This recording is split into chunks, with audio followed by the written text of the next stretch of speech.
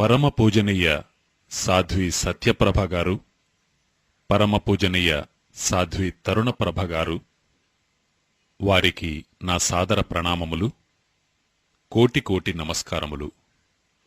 నాకెంతో ఆనందంగా ఉంది ఈరోజు వారి సన్నిధిలో మీతో మాట్లాడడానికి, చర్చించడానికి అవకాశం లభించినందుకు. నేను మీతో నిన్న, మొన్న, అంతకు ముందు రోజు 3 రోజులుగా గావిస్తున్న చర్చను మరింత ముందుకు కొనసాగిస్తున్నాను. ఈరోజు నేను చెప్పబోయే విషయం మీకు చాలా ప్రధానమైనదిగా భావిస్తున్నాను. నేనిప్పటివరకు మీతో కొన్ని అష్టాంగ హృదయంలోని సూత్రాలపై మాట్లాడాను. మీకు తెలుసు, ఒకటి థీరీ అయి ఉంటుంది, మరొకటి ప్రాక్టికల్ అయి ఉంటుంది. నేనిప్పటివరకు మీతో థీరీ గురించి మాట్లాడినట్లు థీరీలో మిగిలిన మరికొంత భాగాన్ని కొద్దిసేపు చర్చిస్తాను. ఆ తరువాత నేను మీతో ప్రాక్టికల్ విషయాలు కూడా చర్చిస్తాను.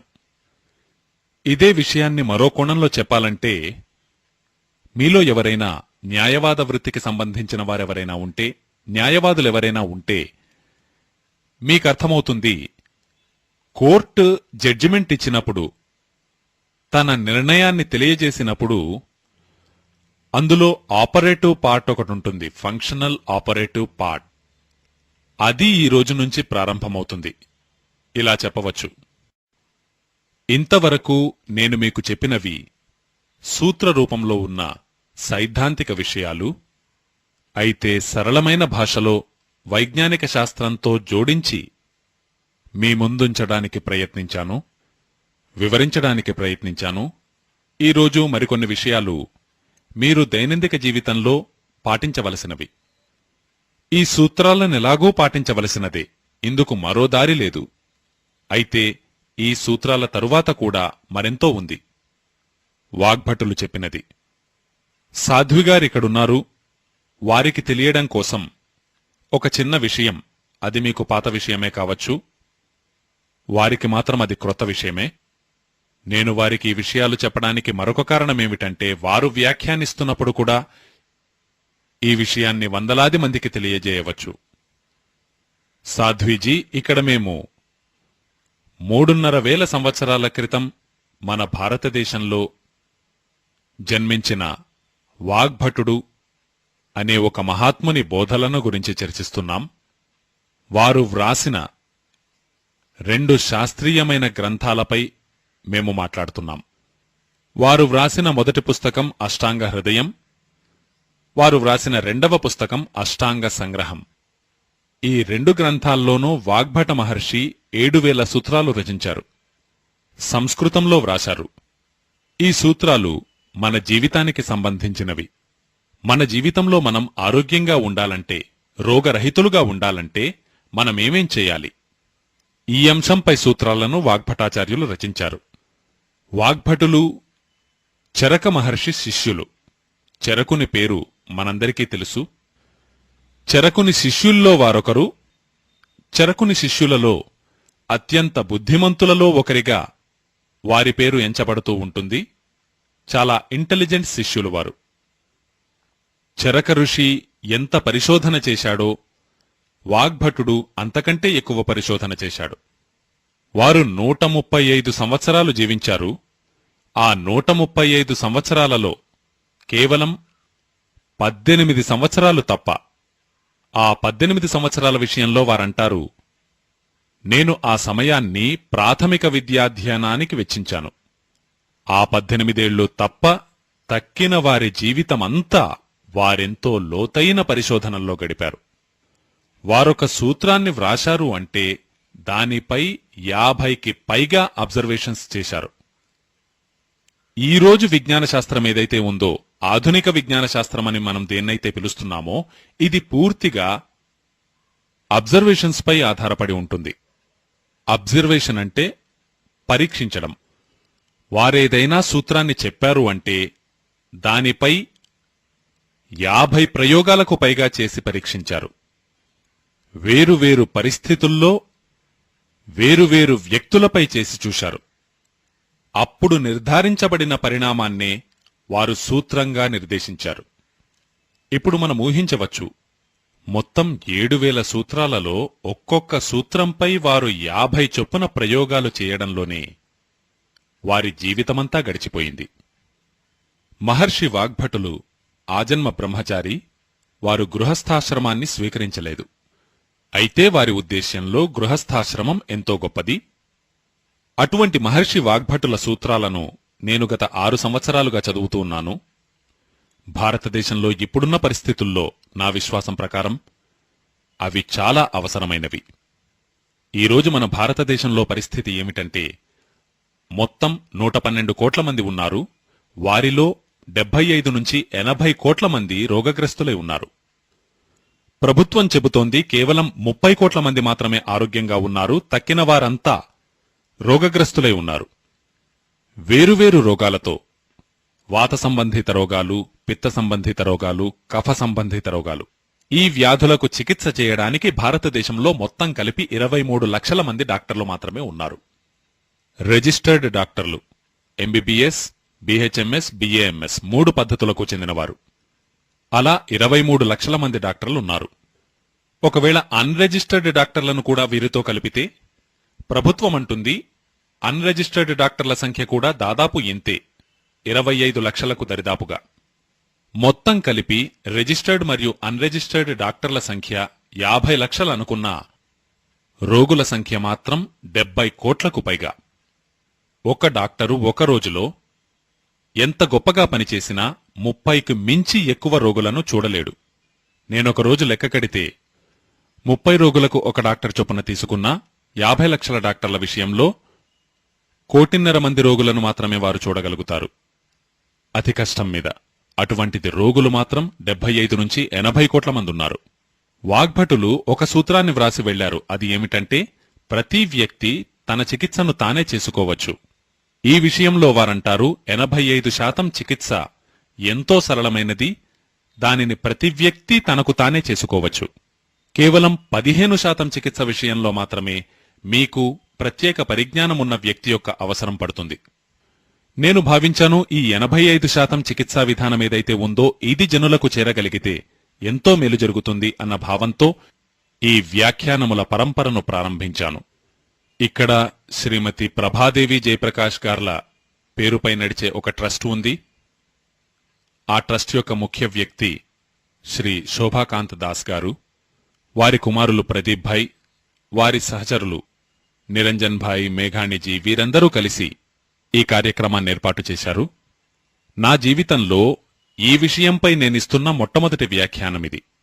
ఇంతకు పూర్వం నేనీ విషయం మీద ఎక్కడా మాట్లాడనే లేదు, ఎందుకంటే ఇంతకాలం నేను అధ్యయనమే చేస్తూ వచ్చాను.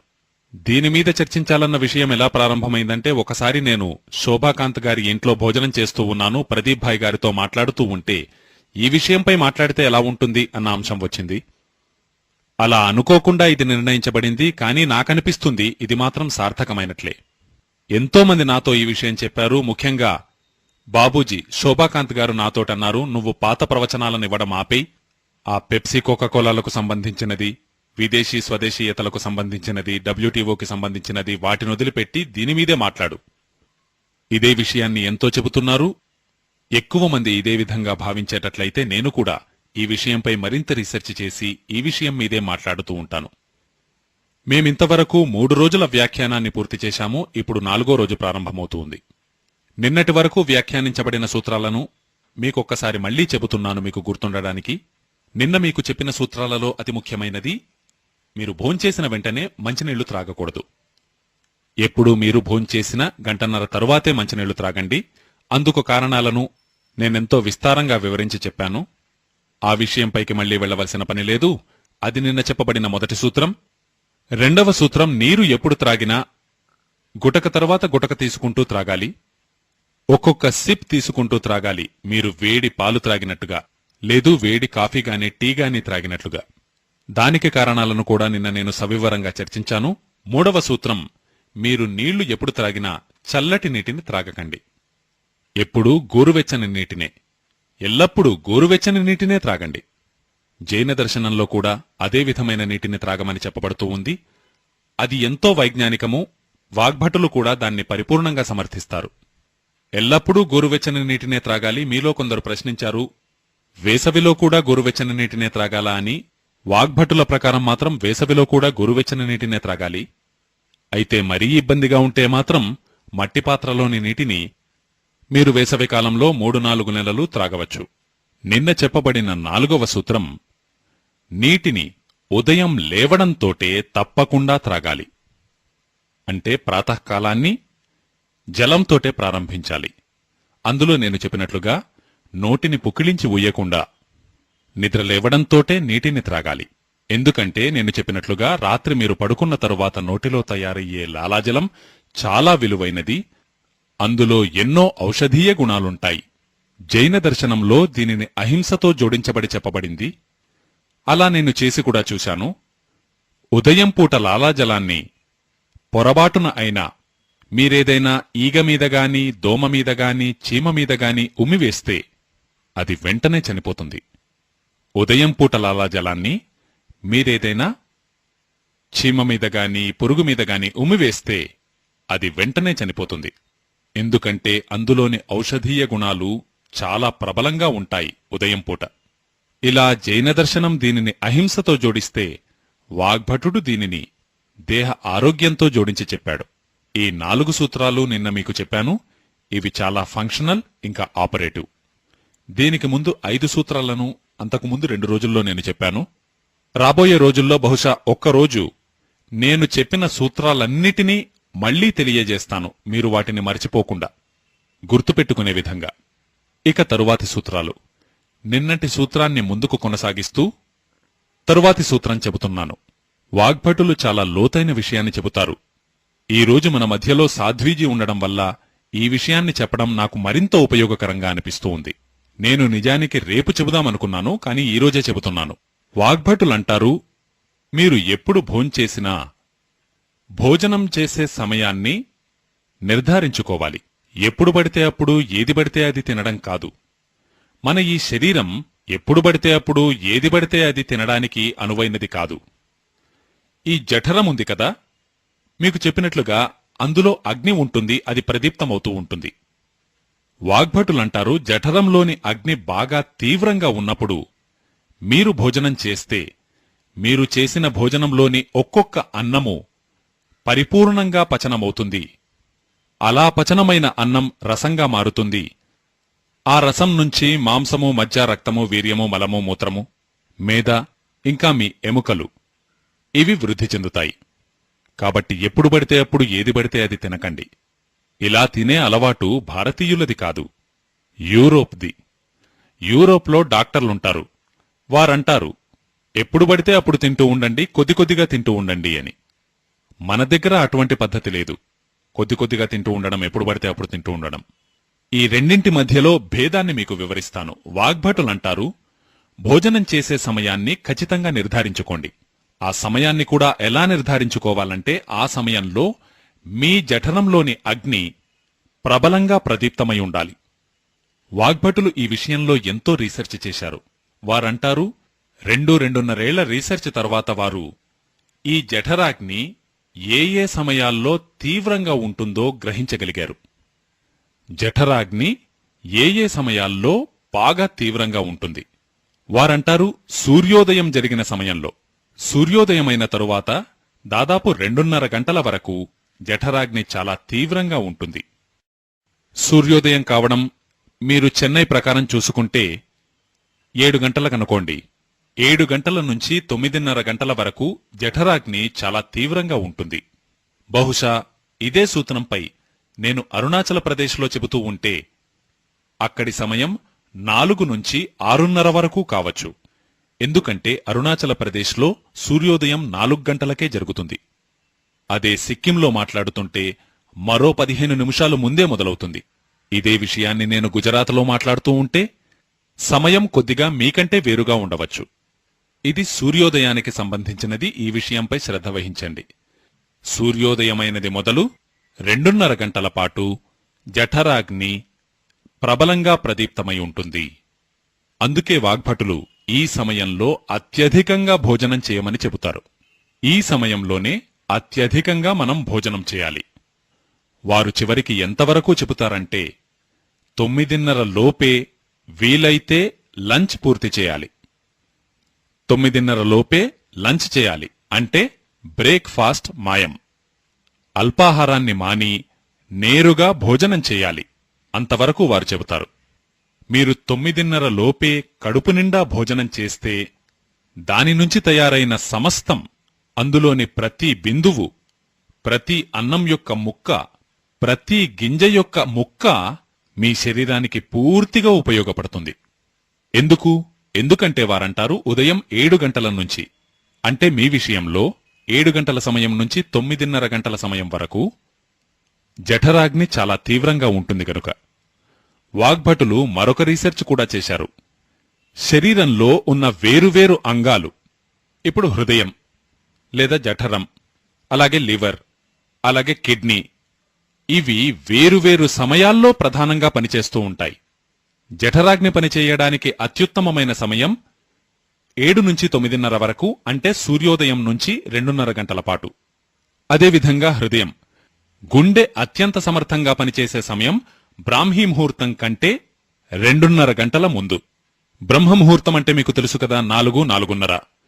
కనుక 2-2:15, 2:30 నుంచి 4 గంటల వరకు హార్ట్ చాలా ఎక్కువగా క్రియాశీలంగా ఉంటుంది. హార్ట్ అటాక్లు ఎక్కువగా అదే సమయంలో వస్తుంటాయి. మీరు ఏ డాక్టర్నైనా అడిగి చూడండి. ఎందుకంటే హృదయం ఎక్కువ క్రియాశీలంగా ఎప్పుడైతే ఉంటుందో గుండె నొప్పి కూడా అప్పుడే వచ్చే అవకాశం ఎక్కువగా ఉంటుంది. అందుకే 99% హార్ట్ అటాక్స్ ఎర్లీ మార్నింగ్స్ లోనే వస్తూ ఉంటాయి. ఎందుకంటే హృదయం ఆ సమయంలో అత్యంత క్రియాశీలంగా ఉంటుంది. అలాగే మన లివర్, మన కిడ్నీ, వీటన్నిటి యొక్క పట్టికను నేను తయారు చేశాను. బయట పుస్తకాల్లో ఉంది. ఈ విషయంలో ఎక్కువ విస్తారంగా నేను చెప్పను. సూచనప్రాయంగా చెబుతున్నాను. శరీరంలోని ప్రతి అవయవము ప్రధానంగా పనిచేయడానికి ఒక నిర్ధారితమైనటువంటి సమయం ఉంది. ప్రకృతి ఆ సమయాన్ని నిర్ణయించింది. భగవంతుడు నిర్ణయించాడు. మీ జఠరాగ్ని ఉదయం 7 గంటల నుంచి 9:30 గంటల వరకు అత్యంత తీవ్రంగా పనిచేస్తూ ఉంటుంది. కనుక ఆ సమయంలో కడుపు నిండా భోజనం చేయాలి. సరేనా? మరి మీరన్నవచ్చు మధ్యాహ్నం ఆకలేస్తుంది కదా అని. అప్పుడు మరికొంత తినండి. అయితే వాగ్భటులు చెప్పేది మాత్రం ఉదయం పూటే అత్యధికంగా తినాలి. ఈరోజు భాషలో చెప్పాలంటే మీ బ్రేక్ఫాస్ట్ హెవియర్ కంటే హెవియర్గా ఉండాలి. అత్యంత భారీగా ఉండాలి. బ్రేక్ఫాస్ట్ ఎంత తినగలరో తినండి, ఏం పర్వాలేదు. ఉదయం పూట కడుపు నిండా తినాలి. మధ్యాహ్నం పూట మీరు భోజనం చేసేటట్లయితే వారంటారు ఉదయం కంటే కొద్దిగా తక్కువగా తినాలి. మధ్యాహ్నం భోజనాన్ని ఉదయం భోజనం కంటే కొద్దిగా తగ్గించాలి. దాదాపు 3వ వంతు తగ్గించండి. ఇక రాత్రి భోజనానికి మరో 3వ వంతు తగ్గించండి. ఇప్పుడు సూటిగా చెబుతున్నాను. మీరు ఉదయం పూట 6 రొట్టెలు తినేటట్లయితే మధ్యాహ్నం 4 తీసుకోండి, రాత్రి 2 తీసుకోండి. మీకు ఉదయం ఆలూ పరాఠా తినాలనుందనుకోండి, లేదు గోబీ పరాఠా తినాలనుందనుకోండి, మీ నాలుక రుచి కోసం ఉవ్విళ్ళూరుతుందనుకోండి, వాగ్భటులంటారు అదంతా ఉదయమే తినండి. బంగాళదుంప పరోటా, కాలీఫ్లవర్ పరోటా, ముల్లంగి పరోటా ఏమి తినాలనున్నా తినండి. నిజానికి జైనులకు ఆలూ పరాఠా కూడా నిషిద్ధం, మూలీ పరాఠా కూడా నిషిద్ధం. అయితే జైనులు కానివారు మీకు ఏది ఎక్కువగా తినడం ఇష్టమో, మీకు సులభంగా చెబుతున్నాను, మీకు బాగా ఇష్టమైన పదార్థాన్ని ఉదయం పూట తినండి. మీకు రసగుల్లా తినాలనుంటే ఉదయమే తినండి, పరమాన్నం తినాలనుంటే ఉదయమే తినండి, జిలేబీ తినాలనుంటే ఉదయమే తినండి, గులాబ్ జామున్ తినాలనుంటే ఉదయమే తినండి. మీకు అత్యంత ఇష్టమైన ఆహార పదార్థాన్ని ఉదయమే తినండి, కడుపు నిండా తినండి. వారంటారు దీని విషయంలో వదలవలసిన అవసరం లేదు, మీకు ఎంత తినాలనిపిస్తే అంత తినండి, కడుపు నిండుగా తినండి. దానివల్ల కడుపు కూడా నిండుతుంది, మనసు కూడా తృప్తిపడుతుంది. వాగ్భటులంటారు మనసు యొక్క సంతృప్తి కడుపు యొక్క సంతృప్తి కంటే చాలా గొప్పది. మన ఈ మనస్సుంది కదా, అది ఒక ప్రత్యేకమైన పదార్థములతో, హార్మోన్లతో లేదా ఎంజైమ్స్ తో నడుపబడుతూ ఉంటుంది. నేటి డాక్టర్లు మనస్సుగా పరిగణించేది నిజానికది కాదు, కాని వారు మనస్సుగా పరిగణించేది పీనియల్ గ్లాండ్ ని. ఈ పీనియల్ గ్లాండ్ నుంచి ఎన్నో రసాలు స్రవించబడుతూ ఉంటాయి. వాటిని మనం హార్మోన్స్ అంటూ ఉంటాం. మరికొన్ని ఎంజైమ్స్. ఇది సంతృప్తికి ఎంతో అవసరమైన గ్లాండ్, పీనియల్ గ్లాండ్. భోజనం మిమ్మల్ని తృప్తిపరిస్తే భోజనంలో 2 అంశాలుంటాయి. ఒకటి మీ కడుపు నిండడం, రెండవది మీరు తృప్తి పడడం. మీరు తృప్తి పడితే ఈ పీనియల్ గ్లాండ్ సక్రియమవుతుంది. శరీరానికి కావలసిన ఎంజైమ్స్ అన్నింటినీ తగుపాళ్లలో స్రవిస్తుంది. భోజనంతో తృప్తి కలుగకపోతే ఈ పీనియల్ గ్లాండ్ అస్తవ్యస్తమవుతుంది. పీనియల్ గ్లాండ్లోని అవకతవకలే శరీరమంతటా ప్రసరిస్తాయి, మీకు రకరకాల రోగాలను కలిగిస్తాయి. మీరు తృప్తిగా భోజనం చెయ్యట్లేదు అంటే ఖచ్చితంగా 10-12 ఏళ్ల తర్వాత మీకు మానసిక క్లేశం వస్తుంది, రోగాలొస్తాయి. మానసిక రోగాలు చాలా దారుణమైనవి. మీకు షిజోఫ్రెనియా రావచ్చు, డిప్రెషన్ రావచ్చు. మీకు అటువంటి ఎన్నో రోగాలు కలగవచ్చు. వాగ్భటులంటారు, మీరు భోజనం చేస్తూ తృప్తి పడకపోతే మీకు 27 రకాల వ్యాధులు రావచ్చు. వాటన్నిటి పూర్తి పట్టిక ఉంది, అది పుస్తకంలో ఇచ్చాను. ఎప్పుడైనా భోజనం చేస్తే కడుపెలాగూ నిండాలి, మనసు కూడా తృప్తిపడాలి. మనస్సు తృప్తిపడడానికి, కడుపు నిండడానికి అనువైన సమయం ఉదయమే. వాగ్భటుని ఈ సూత్రాన్ని నేను నలుదిశలా పరిశీలించి చూస్తే ఒక్క మనిషి తప్ప జీవరాశులన్నీ కూడా ఈ సూత్రాన్ని పాటిస్తూ ఉన్నాయి. ఒక్క మనిషి తప్ప. ఎందుకంటే మనిషిని మూర్ఖుడిగా భావిస్తాను నేను. నిజానికి మనిషి తనను తాను తెలివిగలవాడిగా భావిస్తూ ఉంటాడు. అసలు విషయమేమిటంటే మనిషి కంటే ఈ సమస్త జీవరాశులు ఎంతో తెలివిగలవి. మీరు పిచ్చుకలను చూడండి. పిచ్చుకలు, ఏ విధమైన పిచ్చుకలైనా సూర్యోదయం కావడంతోటే అవి భోజనాన్ని ప్రారంభిస్తాయి. ఇంకా కడుపు నిండా తింటాయి. దాదాపు 6 గంటలకల్లా మీరు రాజస్థాన్లో గాని గుజరాత్లో గాని బయటికి వెళ్లి చూస్తే అవన్నీ భోజనం చేయడం అనే పనిలో పూర్తిగా నిమగ్నమై ఉంటాయి.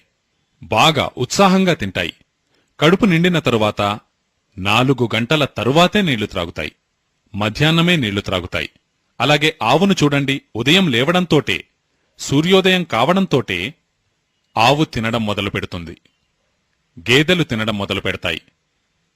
మేకలు, గుర్రాలు, గాడిదలు అన్నీ ఉదయం లేవడంతోటే తినడం మొదలు పెడతాయి. కడుపు నిండా తింటాయి, ఉత్సాహంగా తింటాయి. తరువాత మధ్యాహ్నం విశ్రాంతినిస్తాయి. ఈ జీవరాశులన్నీ, ఈ జంతువులన్నీ, మీరు పామును చూసినా, తేలును చూసినా, పురుగులను చూసినా, చీమలను చూసినా, జంతువులన్నీ, జీవరాశులన్నీ కంటికి కనిపించేవి, కంటికి కనిపించనివి, అవన్నీ భోజనం చేసే సమయం సూర్యోదయమయ్యే సమయమే. సూర్యోదయం అవ్వడంతోటే ఇవి భోజనం చేస్తాయి. అందుకే ఇవి మనకంటే ఎంతో ఆరోగ్యంగా ఉంటాయి. నేను మీతో ఎన్నోసార్లు చెప్పాను, మీరు నవ్వుతూ ఉంటారు గాని, ఏ పిచ్చుకకు డయాబెటీస్ రాదు, ఏ కోతికి హార్ట్అటాక్ రాదు. శరీర నిర్మాణంలో కోతి మనకు దగ్గరగానే ఉంటుంది కదా. కోతికి మనకు ఉన్న ఒకే ఒక తేడా ఏమిటంటే దానికి తోక ఉంది, మనకు లేదు. తక్కినదంతా ఒకటే. మీ గుండె కోతి యొక్క గుండె, మీ లివర్ కోతి యొక్క లివర్, మీ కిడ్నీ కోతి యొక్క కిడ్నీ, అంతా సమానమే. తల్లి గర్భాశయము, ఆడకోతి గర్భాశయము అంతా సమమే. ఒక్క తోక మాత్రమే లేదు, అంతే. మరి అటువంటిది ఆ కోతులకు డయాబెటీస్ రాదు, ఆర్థరైటిస్ రాదు, ఏమీ రాదు. నాకు చాలా దగ్గరి స్నేహితుడు ఒక ఆయన ఉన్నారు, డాక్టర్ రవీంద్రనాథ్ షాన్బాగ్.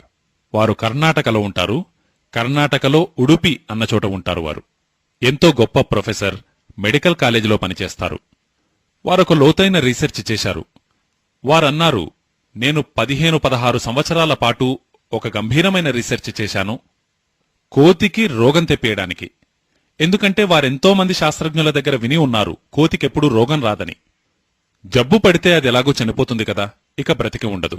ఇలా కోతికి జబ్బు తెప్పించడానికి తాను రకరకాలైన వైరస్, బ్యాక్టీరియా కోతిలోనికి ఎక్కించడానికి ప్రయత్నించారు. ఒక్కోసారి ఇంజెక్షన్ ద్వారా, మరొకసారి రకరకాల పద్ధతుల ద్వారా. వారంటారు, 15 సంవత్సరాలుగా నేను విఫలున్నయ్యాను, కోతికి ఏ రోగమూ రాదు. నేను వారిని అడిగాను, మీరెలా చెప్పగలరు కోతికి అసలు జబ్బే రాదని? అంటే వారన్నారు, నేను కోతి కొలెస్ట్రాల్ పెంచడానికి ఎంతో ప్రయత్నించాను, అది పెరగనే పెరగదు. అప్పుడు ఆయన నాకు రహస్యం చెప్పారు, అది మీకు చెబుతున్నాను. అదేమిటంటే కోతి యొక్క రక్తంలోని RH ఫ్యాక్టర్ ప్రపంచంలో ఆదర్శవంతమైనది. ఇప్పుడు ఎవరైనా డాక్టర్ మీ RH ఫ్యాక్టర్ను కొలిచినట్లయితే దానిని కోతి యొక్క RH ఫ్యాక్టర్ తోటే కంపేర్ చేస్తారు. వారు మీకు ఆ విషయం చెప్పరనుకోండి, అది వేరే విషయం. పోలిక మాత్రం కోతితోటే జరుగుతుంది. కారణమేమిటంటే దానికి ఎప్పుడూ ఏ జబ్బు రాదు, దాని బ్లడ్ లో కొలెస్ట్రాల్ పెరగదు, ట్రైగ్లిసరైడ్ పెరగదు, దానికి డయాబెటీస్ రాదు, దాని బ్లడ్ లోకి షుగర్ ను ఏ రకంగా ఇంట్రడ్యూస్ చేసినా అది నిలవదు. ఆ ప్రొఫెసర్ గారు అంటారు, బాబు దీనంతటికీ ఒకటే కారణం, కోతి ఉదయం పూటే కడుపు నిండా తింటుంది, మనిషి అలా తినడు. ఆ ప్రొఫెసర్ రవీంద్రనాథ్ షాన్బాగ్ తన రోగులు కొందరికి చెప్పారు, మీరు కోతిలా భోంచేసి చూడండి, అంటే ఉదయమే కడుపు నిండా తినండి. ఆయనకెంతో మంది రోగులున్నారు. ఆ రోగులు చెబుతారు, వారు ఉదయమే కడుపు నిండా తినడం ఎప్పటినుంచైతే మొదలుపెట్టారో వారిలో కొందరికి డయాబెటీస్ అంటే షుగర్ తగ్గింది, కొందరికి కొలెస్ట్రాల్ తగ్గింది, కొందరికి మోకాళ్ల నొప్పులు తగ్గాయి, కొందరికి నడున్నొప్పి తగ్గింది, మరికొందరికొకటి, ఇంకొందరికొకటి, కొందరికి గ్యాస్ తయారవడం ఆగిపోయింది, కడుపులో మంట తగ్గిపోయింది, మంచి నిద్ర పడుతూ ఉంది, వగైరా వగైరా. అన్ని రకాల ఇంప్రూవ్మెంట్స్ జరిగాయి. అందుకే వారి విషయాన్ని గొంతు చించుకుని మరీ చెబుతారు. ఇదే విషయాన్ని 3,500 సంవత్సరాల క్రితం వాగ్భటులు చెప్పారు. ఉదయం పూట భోంచేయడం చాలా మంచిది. అందుకే ఉదయమే బాగా తినండి, కడుపు నిండా తినండి, మీకు అత్యంత ఇష్టమైన పదార్థాలన్నీ ఉదయమే తినండి. అలాగే ఉదయం పూట భోజనం యొక్క సమయాన్ని కూడా ఫిక్స్ చేసుకోండి. ఆ సమయం దేన్ని బట్టి నిర్ధారించుకోవాలో నేను చెప్పాను. సూర్యోదయమైన తరువాత 2:30 గంటల వరకు, అంటే 9:30 వరకు, మహా అంటే 10 గంటల లోపు మీ భోజనం అయిపోవాలి. ఇలా భోజనం చేయడం సాధ్యపడాలంటే మీరు అల్పాహారాన్ని మానుకోవాలి. ఈ అల్పాహారమన్నది భారతీయులది కాదు, ఇది ఆంగ్లేయులది. మీకు తెలుసు కదా మనతో పాటు ఏం జరిగిందో. ఉదయం పూట అల్పాహారం తక్కువగా తీసుకుంటారు, అంతకంటే ఎక్కువగా లంచ్లో తీసుకుంటారు, డిన్నర్లో అన్నిటినీ మించి తీసుకుంటారు. మొత్తానికే నాశనం, పూర్తిగా విరుద్ధం. వాగ్భటులు చెప్పేదాని ప్రకారం ఉదయం ఎక్కువగా తినాలి, మధ్యాహ్నం అంతకంటే తక్కువగా తినాలి, సాయంత్రం మధ్యాహ్నం కంటే కూడా తక్కువగా తినాలి. మనమందుకు పూర్తిగా విరుద్ధంగా ప్రవర్తిస్తూ ఉన్నాం. ఈ ఆంగ్లేయులు అమెరికన్ల కోసమే ఉదయం పూట తక్కువగా తినడం అవసరం. ఎందుకు? వారు ఉదయం తక్కువగా తీసుకుంటేనే మంచిది. మన దగ్గర మాత్రం ఎక్కువగా తీసుకోవడమే అవసరం. ఇందుకు కారణమేమిటంటే పాశ్చాత్య దేశాలలో సూర్యోదయం జరగదు. సంవత్సరంలో 7-8 నెలల పాటు సూర్యుని దర్శనమే లభించదు. ఈ జఠరాగ్ని ఉంది కదా, దీనికి సూర్యునితో నేరుగా సంబంధం ఉంది. సూర్యుడు తీవ్రమవుతున్న కొద్దీ అగ్ని కూడా తీవ్రమవుతుంది, సూర్యుడు తగ్గుతున్న కొద్దీ అగ్ని కూడా తక్కువవుతూ ఉంటుంది. యూరోప్, అమెరికాలలో సూర్యోదయం జరగదు. సంవత్సరంలో 7-8 నెలలు మంచు కురుస్తూ ఉంటుంది, -40 డిగ్రీస్ ఉష్ణోగ్రత ఉంటుంది. అక్కడ సూర్యుడు లేకపోవడం వల్ల జఠరంలో అగ్ని ఎక్కువగా ఉండదు. అందుకే ఉదయం పూట వారెక్కువగా తీసుకోలేరు. వారు ఉదయమే ఎక్కువగా భోంచేస్తే వారికెన్నో సమస్యలొస్తాయి. అందుకే నేను మొదటి రోజే ఒక సూత్రం చెప్పాను. మన పరిస్థితులు, మన శీతోష్ణ స్థితి, మన వాతావరణము, దీనిని దృష్టిలో ఉంచుకునే మనం ప్రవర్తించాలి. కాబట్టి మీ దేశం యొక్క శీతోష్ణ స్థితిని అనుసరించి ప్రతిరోజూ ఉదయం సూర్యుడు ఉదయిస్తాడు, తప్పకుండా ఉదయిస్తాడు, తరువాత రోజు కూడా ఉదయిస్తాడు. కోట్ల సంవత్సరాల నుంచి ఉదయిస్తూ ఉన్నాడు, రాబోయే కొన్ని కోట్ల సంవత్సరాల వరకు కూడా ఉదయిస్తాడు. అందుకే భారతదేశంలో every morning is good morning. అన్ని ప్రాతకాలములు శుభోదయాలే. యూరోప్ వాసులు పరితపిస్తూ ఉంటారు సూర్యోదయం కోసం. అక్కడ ఉదయం శుభకరంగా జరుగదు. అందుకే ప్రతి ఒక్కరిని విష్ చేస్తూ ఉంటారు. May I wish you to have a good morning. అందుకే వారికి ఈ గుడ్ మార్నింగ్ విషెస్ అవసరం. మనకు మాత్రం ప్రతి మార్నింగ్ గుడ్ మార్నింగే. మరి ఇంకా మనం గుడ్ మార్నింగ్లో ఎందుకు చిక్కుకుని ఉండడం? గుడ్ మార్నింగ్ నుంచి బయటికి రండి, నమస్కారంలోకి రండి, నమస్కార్లోకి రండి, వణక్కంలోకి రండి. ఈ గుడ్ మార్నింగ్ మీకు తగినది కాదు. నిజానికి గుడ్ మార్నింగ్ అనేటువంటిది మీ పొట్టకు సంబంధించినది. సూర్యోదయం ఎంత బాగా జరిగితే జఠరాగ్ని కూడా అంతే తీవ్రంగా ఉంటుంది. అంతే చక్కగా మీరు ఉదయం పూట భోంచేయాలి. అందుకే వారంటారు, ఉదయం పూట మీరు కడుపు నిండుగా భోంచేయండి, అంటే అల్పాహారాన్ని లంచ్గా మార్చండి. సరేనా? 9:30 లోపు, మహా అంటే 10 గంటల లోపు. ఇక మీరీ విషయంలో తర్కాలు కుతర్కాలు ఉపయోగించకండి. మేము ఆఫీస్కు వెళ్ళాలి, మేము వ్యాపారానికి వెళ్ళాలి, మేము లోక వ్యవహారాలన్నీ చూసుకోవాలి అంటే ఇవన్నీ ఎందుకోసం? ఈ పొట్ట కోసమే కదా. ఈ లోక వ్యవహారాలన్నీ మీరు చేస్తున్నదెందుకు? ఈ పొట్ట కోసమే కదా. ఈ పొట్టను ఆరోగ్యవంతంగా ఉంచుకోవడానికే వాగ్భటాచార్యులంటున్నారు, దీనిని నువ్వు సక్రమంగా చూసుకుంటే ఇక లోక వ్యవహారాలన్నీ చక్కబడతాయి. ఇది పోతే ఇక లోక వ్యవహారాలన్నీ చక్కబరుచుకుని చేసేదేమిటని? మీకు పొట్ట సరిగా లేదు, ఆరోగ్యం సరిగా లేదనుకోండి, మీరు 10,000 కోట్లు సంపాదించవచ్చు. ఏం చేస్తారు? డాక్టర్కే ఇస్తారు కదా. ఆ డాక్టర్కిచ్చే బదులు ఏ గోశాల వారికో ఇవ్వండి. పొట్టను దృఢంగా ఉంచుకోండి. మీ పొట్ట చక్కగా ఉంది అంటే మీ లోకం చక్కగా ఉంటుంది. ఇది మీరు గుర్తుంచుకోండి. అందుకే పొట్టను ఆరోగ్యంగా ఉంచుకోవడానికి వాగ్భటులంటారు, ఉదయం పూట కడుపు నిండుగా తినండి. అంటే మీరు ఇంటి నుంచి బయటికి వెళ్లడానికి ముందే కడుపు నిండా భోంచేసి వెళ్ళండి. మధ్యాహ్నం 12 నుంచి 1 గంట మధ్యలో జఠరాగ్ని యొక్క తీవ్రత తగ్గడం మొదలవుతుంది. అందుకే ఆ సమయంలో కొద్దిగా తేలికపాటిగా తీసుకోండి. అంటే ఉదయం పూట ఎంతైతే భోంచేశారో అంతకంటే కొద్దిగా తక్కువగా తీసుకోవాలి. ఏమీ తినకపోయినా మరీ మంచిదే. కేవలం పళ్ళు తీసుకున్నా, జ్యూస్ త్రాగినా, పెరుగు తీసుకున్నా, మజ్జిగ తీసుకున్నా, ఇటువంటివేది చేసినా పర్వాలేదు. తిరిగి సాయంత్రం భోంచేయండి. సాయంత్రం విషయంలో వాగ్భటులంటారు, మీరొక విషయం గమనించే ఉంటారు. ప్రకృతి నుంచి మనమది తప్పకుండా నేర్చుకోవలసిన విషయం. దీపం నూనె నిండుగా ఉన్న దీపాన్ని వెలిగించి చూడండి. మొదట్లో అది ఎక్కువ ప్రకాశంతో వెలుగుతుంది. అలాగే చిట్ట చివర కూడా ఎక్కువ ప్రకాశంతో వెలుగుతుంది. అంటే దీపం ఆరిపోయే ముందు ఎక్కువ ప్రకాశంతో వెలుగుతుంది. పొట్ట నియమం కూడా ఇదే. జఠరాగ్ని ఉదయం పూట చాలా తీవ్రంగా ఉంటుంది. అలాగే సాయంత్రం సూర్యాస్తమయమయ్యే సమయంలో కూడా తీవ్రంగానే ఉంటుంది. చాలా తీవ్రంగా ఉంటుంది. అందుకే సాయంత్రం పూట భోజనం సూర్యుడు ఉండగానే చేయమంటారు. సూర్యుడు అస్తమించాడు అంటే అగ్ని కూడా చల్లారినట్లే. ఎలాగూ జైన దర్శనంలో రాత్రిపూట భోజనాన్ని నిషేధించారు. వాగ్భటులు చెప్పేది అదే. చెప్పే విధానం వేరు అంతే. మీరు అహింస గురించి చెబుతారు, వారు ఆరోగ్యం గురించి చెప్పారు. వారంటారు, ప్రపంచంలో ఏ జీవి సాయంత్రం పూట భోజనాన్ని సూర్యుడు అస్తమించిన తరువాత చెయ్యదు. ఆవుకు తినిపించి చూడండి, అది తినదు. గేదె కూడా తినదు. తినిపించి చూడండి, మేక కూడా తినదు. గాడిదకు తినిపించి చూడండి, గాడిద కూడా తినదు.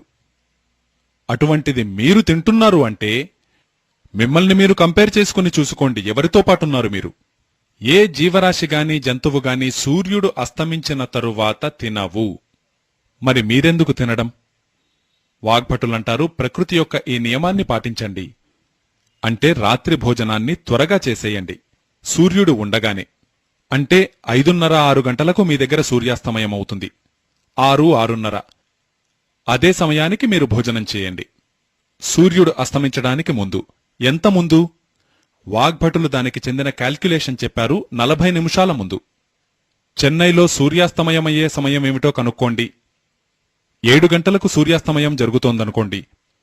అప్పుడు 6:20 6 గంటలకే సూర్యాస్తమయమయ్యేటట్లయితే 5:20 మీరు భారతదేశంలో ఏ మూలకు వెళ్లినా సూర్యాస్తమయం కావడానికి 40 నిమిషాల ముందే భోజనం చేయాలి.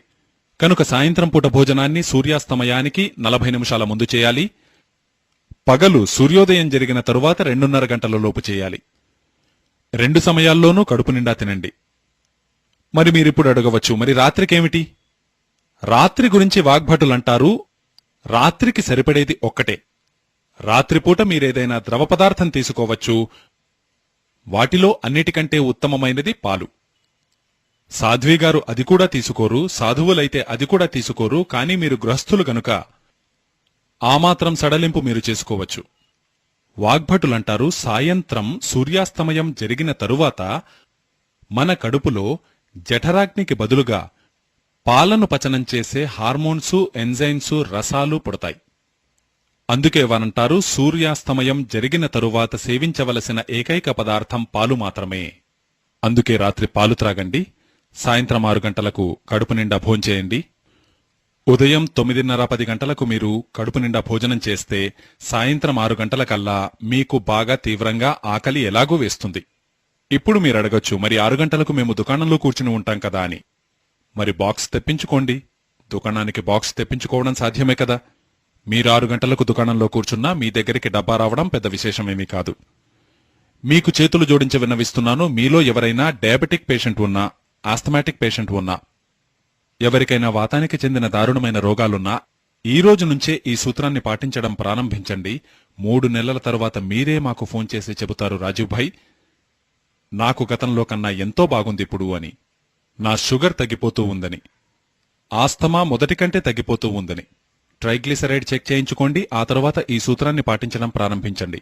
3 నెలల తర్వాత మళ్లీ చెక్ చేయించుకోండి, మొదటి కంటే తక్కువగా ఉంటుంది.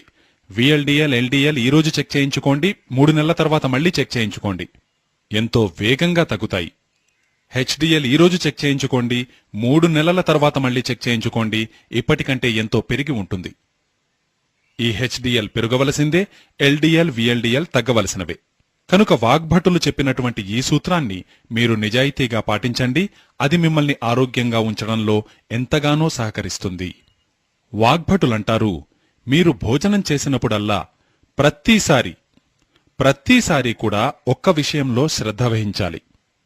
అదేమిటంటే, గుణము స్వభావములలో ఒకదానికొకటి పరస్పర విరుద్ధంగా ఉండేటువంటి 2 పదార్థములను ఒకేసారి తినకూడదు. 2 విరుద్ధ వస్తువులను ఒకేసారి ఎప్పుడూ తినకూడదు. సరళంగా ఇది సూత్రం. ఇప్పుడు మీరడుగుతారు, మరి మాకు ఆ విరుద్ధ వస్తువులేమిటో వాటి వివరాలు తెలియదు కదా అని. నేను మీకు కొన్ని విరుద్ధ వస్తువుల జాబితాను తెలియజేస్తాను. వాగ్భటుల వారు చెప్పిన డీటెయిల్డ్ జాబితాలో అయితే 103 పదార్థాలుంటాయి. అవి ఒకదానికొకటి పరస్పరం విరుద్ధమై ఉంటాయి. ఇప్పుడు ఆయన మొట్టమొదటగా చెప్పినటువంటి పదార్థములు ఉల్లిపాయ, పాలు, రెండూ ఒకదానికొకటి బద్ధశత్రువులు. పాలు, ఉల్లిపాయ ఒకేసారి గనక తీసుకుంటే ఎన్నో జబ్బులొచ్చి పడతాయి. అత్యధికంగా వచ్చే వ్యాధులు చర్మ సంబంధమైనవి. మీకు సొరియాసిస్ వస్తుంది, మీకు ఎగ్జిమా వస్తుంది, మీకు గజ్జి వస్తుంది, మీకు దురద పెడుతుంది, మీరు పాలు, ఉల్లిపాయ ఒకేసారి తీసుకునేటట్లయితే. ఎప్పుడూ అలా తీసుకోకండి. అలాగే పనసకాయ మీకు తెలుసు కదా, జాక్ ఫ్రూట్. పనసకాయను, పాలను ఒకేసారి తీసుకోకూడదు. ఇంకా పాలతో పాటుగా సిట్రిక్ యాసిడ్ ప్రధానంగా ఉండేటువంటి ఏ పండును తీసుకోకూడదు. సిట్రిక్ యాసిడ్ అంటే మీకు తెలుసు కదా, కమలాపండు, బత్తాయి, నారింజ, ద్రాక్ష పుల్లటి పదార్థాలు. ఒక పుల్లటి పదార్థం మీరు తయారు చేసుకునేది, మరొక పుల్లటి పదార్థం భగవంతుడు తయారు చేసినది. భగవంతుడు సృష్టించిన పుల్లటి పదార్థాలు పాలకు బద్ధశత్రువులు. వాగ్భటులు ఎన్నో సంవత్సరాలు రీసెర్చ్ చేసి చెప్పారు, పాలతో పాటుగా తీసుకోగలిగిన పుల్లటి పదార్థం ఒకే ఒకటి, అది ఉసిరికాయ. ఉసిరి మాత్రమే ఏకైక ఫలం. అది పుల్లగా ఉంటుంది, దానిలో సిట్రిక్ యాసిడ్ పరిపూర్ణంగా ఉంటుంది, దానిలో సి విటమిన్ పరిపూర్ణంగా ఉంటుంది, దానిలో కాల్షియం పరిపూర్ణంగా ఉంటుంది. ఈ ఒక్క ఫలాన్ని మాత్రం పాలతో పాటుగా తప్పకుండా తీసుకోండి. తక్కిన ఏ ఫలమైనా పుల్లగా ఉండేదైతే పాలతో పాటుగా అస్సలు తీసుకోకూడదు. మామిడి పండు కూడా పుల్లగా ఉంటే పాలతో పాటు తీసుకోకూడదు, తీయగా ఉంటే తీసుకోవచ్చు. తీయటి మామిడి పండు ఇంకా పాల మధ్య స్నేహం చాలా గట్టిగా ఉంటుంది. అయితే పుల్లటి మామిడి పండుతో మాత్రం పాలకు అస్సలు సరిపడదు. తీయటి మామిడి పండు, బాగా మగ్గిన తీయటి మామిడి పండును మాత్రమే పాలతో పాటుగా తీసుకోవచ్చు. వారు మరొకటి చెప్పారు, మీరు జైనులైతే ఈ విషయం మీకెలాగూ వర్తించదు, కానీ మీరు జైనులు కాదు గనుక ఈ విషయం మీకు చెబుతున్నాను. ఎప్పుడూ తేనెను, నెయ్యిని కలిపి తీసుకోకూడదు. ఇది లోకంలోనే దారుణమైన విషం. తేనె ఇంకా నెయ్యి, తేనె మరియు నెయ్యి ఒకేసారి తీసుకోకూడదు. తేనె తినాలంటే నెయ్యి తినకూడదు, నెయ్యి తినాలంటే తేనె తినకూడదు. అలాగే మినప్పప్పు ఇంకా పెరుగు పొరపాటున కూడా ఒకేసారి తీసుకోవద్దు. మినపపప్పు, నిజానికి నిన్న మీకు చెప్పాను, ద్విదళములలో అన్నిటికంటే దారుణమైనది మినపపప్పు. భారతదేశంలో మినప్పప్పు మీద జరిగిన రీసెర్చ్లన్నీ చెప్పేదేమిటంటే, ఇది పప్పులకే రారాజు, అందుకే దానిని ఒంటరిగానే తినాలి. దానితో పాటు పెరుగుని తినకూడదు. మినపప్పుతో పప్పులకు రారాజు గనుక రాజు ఒక్కడే ఉంటాడని చెప్పబడుతూ ఉంటుంది గనుక మినప్పప్పును ఎంత కావాలంటే అంత తీసుకోండి, కాని పెరుగుతో పాటు తీసుకోకండి. ఇక తక్కిన పప్పుల విషయంలో పెసరపప్పు గాని, కందిపప్పు గాని ఇవి కూడా ద్విదళములే కనుక దీనిని పెరుగుతోటి తీసుకోకపోవడమే మంచిది. కాని ఒకవేళ తప్పనిసరిగా తీసుకోవలసి వస్తే అందుకు ఉపాయం నేను నిన్న తెలియజేశాను. అప్పుడు పెరుగును వేడి చేసి తినాలి, లేదు పెరుగులో తాలింపు వేసి తినాలి. అప్పుడు దాని స్వభావం వేడెక్కుతుంది. లేదు మజ్జిగైనా వేడి చేసుకుని త్రాగాలి, దాని స్వభావం వేడెక్కే విధంగా. కానీ నేను మీకు విన్నవించుకునేదేమిటంటే, మినపప్పుతో మాత్రం పెరుగును తినవద్దు, మజ్జిగను తినవద్దు, తాలింపు వేసిన పెరుగు మజ్జిగ కూడా తినవద్దు. అవస్సలు సరిపడవు అంటారు వాగ్భటులు. నేను ఈ విషయంలో నా శరీరం మీదనే ప్రయోగం చేసి చూశాను. నేనొకసారి అనుకున్నాను, సరే తిని చూద్దాం, వాగ్భటులు తినవద్దంటున్నారు, ఒకసారి తిని చూద్దాం ఏం జరుగుతుందో అని. నేను తినడానికి ముందు బ్లడ్ ప్రెషర్ చెక్ చేసుకున్నాను. తరువాత మినపప్పు తిని వెంటనే పెరుగు తిని ఆ తరువాత బ్లడ్ ప్రెషర్ చెక్ చేసుకుంటే నా బ్లడ్ ప్రెషర్ 22 నుంచి 25% వరకు పెరిగి ఉంది. ఆ తరువాత నాకనిపించింది, నేనిలా రోజూ గనక తినేటట్లయితే 6-7 నెలలలో నాకు హార్ట్అటాక్ రావడం ఖాయం. దీనర్థం తల్లులు చెల్లెళ్లతో నివేదిస్తూ ఉన్నాను, పెరుగు వడ ఎప్పుడూ చేయకూడదు. వడలో మీరు మినపప్పు ఉపయోగించేటట్లయితే పెరుగు వడ అసలే చేయకూడదు. మీకు అంతగా పెరుగువడ తినాలని ఉంటే పెసరపప్పుతో చేయబడింది, పెసరపప్పుతో చేయబడిన వడతో తాలింపు వేయబడిన పెరుగు లేదా తాలింపు వేయబడిన మజ్జిగను ఉపయోగించి చేయాలి. మినపప్పుతో చేసిన వడలని మాత్రం ఎప్పుడూ పెరుగుతో కలిపి తిననేకూడదు. మినపప్పుతో చేసిన వడలను చట్నీతో తినవచ్చు, పెరుగుతో మాత్రం కాదు. మీ ఇంట్లో ఏదైనా పెళ్లిగాని శుభకార్యంగాని ఉంటే మెనూ నిశ్చయించేటప్పుడు ఈ విషయంపై శ్రద్ధ వహించాలి. అతిథులకు ఎప్పటికీ మినపప్పుతో చేసిన వడ ఇంకా పెరుగు కలిపి వడ్డించకూడదు. ఎందుకంటే పాపాన్ని పొందినవారవుతారు. మీరు మీకెలాగూ హాని చేసుకుంటారు, అతిథులుగా వచ్చిన వారికి హాని చేసిన వారవుతారు. అతిథి దైవంతో సమానం, వారికి విషం తినిపించకండి. ఇలా ఒక పట్టిక ఉంది. మీకు నేను 4-5 విషయాలు మాత్రం చెప్పాను, మిగిలిన వాటి కోసం మీరు పుస్తకంలో చూడవచ్చు. ఆ పట్టిక 103 పదార్థాలను గురించి చెబుతుంది. దీనిని దీనితో పాటు తినకూడదు, దీనిని దీనితో పాటు తినకూడదు. వాగ్భటులంటారు 2 విరుద్ధ పదార్థములను ఒకేసారి తినకూడదు. అలాగే వారు తెలియజేస్తారు, మీరు ఈ సూత్రాన్ని కనుక క్రమం తప్పకుండా పాటించినట్లయితే మీరు జీవితాంతం నిస్సందేహంగా ఏ రోగము రాకుండా జీవించగలుగుతారు. కనుక ఈరోజు 2 సూత్రాలను గురించి మనం చర్చించుకున్నాం. ఇక 3వ సూత్రంలోకి వెళతాను. ఈరోజు చెప్పబోయే 3వ సూత్రం. వాగ్భటులంటారు, మీరు భోజనం ఎప్పుడు చేసినా నేలపై కూర్చుని మాత్రమే చేయాలి. నేలపై కూర్చుని చేయాలి. ఇప్పుడు నేను కూర్చున్నాను కదా, దీనిని ఆయుర్వేదం యొక్క భాషలో సుఖాసనం అంటారు. ఈ ఆసనంలో కూర్చుని భోంచేయాలి. ఎందుకు అలాగే తినాలి? మీ మనసులో ప్రశ్న ఉదయిస్తుంది. దీనికి సమాధానంగా వాగ్భటాచార్యులంటారు, ఈ సుఖాసనంలో కూర్చుని భోజనం చేయడం వల్ల మీ కడుపులో జఠరం ఉంది కదా, ఈ జఠరాగ్ని ఎంతో తీవ్రంగా ఉంటుంది.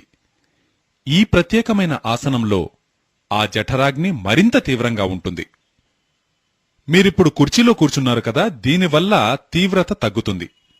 ఇక మీరు నిలబడితే తీవ్రత పూర్తిగా తగ్గిపోతుంది. కారణమేమిటి? మీకు శరీరాన్ని గురించి కొద్దిగా తెలుసు కదా. మన శరీరంలో కొన్ని చక్రాలున్నాయి. ఒక చక్రము ఇక్కడ వెనుక ఉంటుంది. మీ హిప్ జాయింట్స్ ఇంకా మీ వెన్నుపూస కలిసిన ప్రదేశంలో ఉంటుంది. అది చాలా ముఖ్యమైన చక్రం. అది మీరు ఈ విధంగా కూర్చున్నప్పుడే ప్రదీప్తమవుతుంది, అంటే చైతన్యవంతమవుతుంది. దాని ప్రభావం జఠరంపై నేరుగా పడుతుంది. ఈ ప్రభావాన్ని మీరు అనుభూతి చెందాలంటే మీరు నేలపై కూర్చునే భోంచేయండి. అలాగే వారంటారు, భోజనం చేసే పళ్ళెము మీరు కూర్చున్న స్థాయి కంటే ఎత్తులో ఉండాలి. అంటే ముందు ఏదైనా పీటనుగాను స్టూల్నుగాను ఉంచుకుని దానిపై పళ్ళాన్ని ఉంచుకుని తినాలి. వాగ్భటులు మరొక చక్కటి విషయాన్ని చెప్పారు. ఒకటేమిటంటే, ఈ సుఖాసనంలో కూర్చుని మీరు భోంచేయాలి. ఇది కాక మరొక ఆసనం ఉంది. ఆ ఆసనంలో కూర్చుని కూడా మీరు భోంచేయచ్చు, మరే ఆసనంలోనూ చేయకూడదు. ఆవు పాలు పితికేటప్పుడు ఎలా కూర్చుంటారో మీకు తెలుసు కదా, అంతే అలాగే కూర్చుని భోంచేయాలి. పాలు పితికేటప్పుడు ఎలా కూర్చుంటారో ఆ స్థితిలో కూర్చుని భోంచేయాలి. అయితే ఇది మీకు వర్తించదు, ఎందుకంటే వారు తర్వాత ఒక సూత్రంలో చెబుతారు, ఎక్కువ శారీరక శ్రమ చేసేవారు, శారీరక శ్రమ అధికంగా చేసేవారు అంటే రైతులు, కార్మికులు, వారు ఇలా గొంతుకు కూర్చుని భోంచేయడం చాలా మంచిది. వారలా భోంచేస్తారు కూడా, అంటే వారందరూ వాగ్భటుని అనుచరులే. అయితే మీలా శారీరక శ్రమ తక్కువగా ఉన్నవారు ఈ సుఖాసనంలో కూర్చుని భోంచేయడమే మంచిది. మీరు ఈ రోజు నుంచి ఒక అబ్జర్వేషన్ను ప్రారంభించండి. మీలో ఎవరైతే పొట్ట ముందుకు వచ్చి ఇబ్బంది పడుతున్నారో వారందరూ ఈ ఆసనంలో కూర్చుని భోజనం చేయడం ప్రారంభించండి.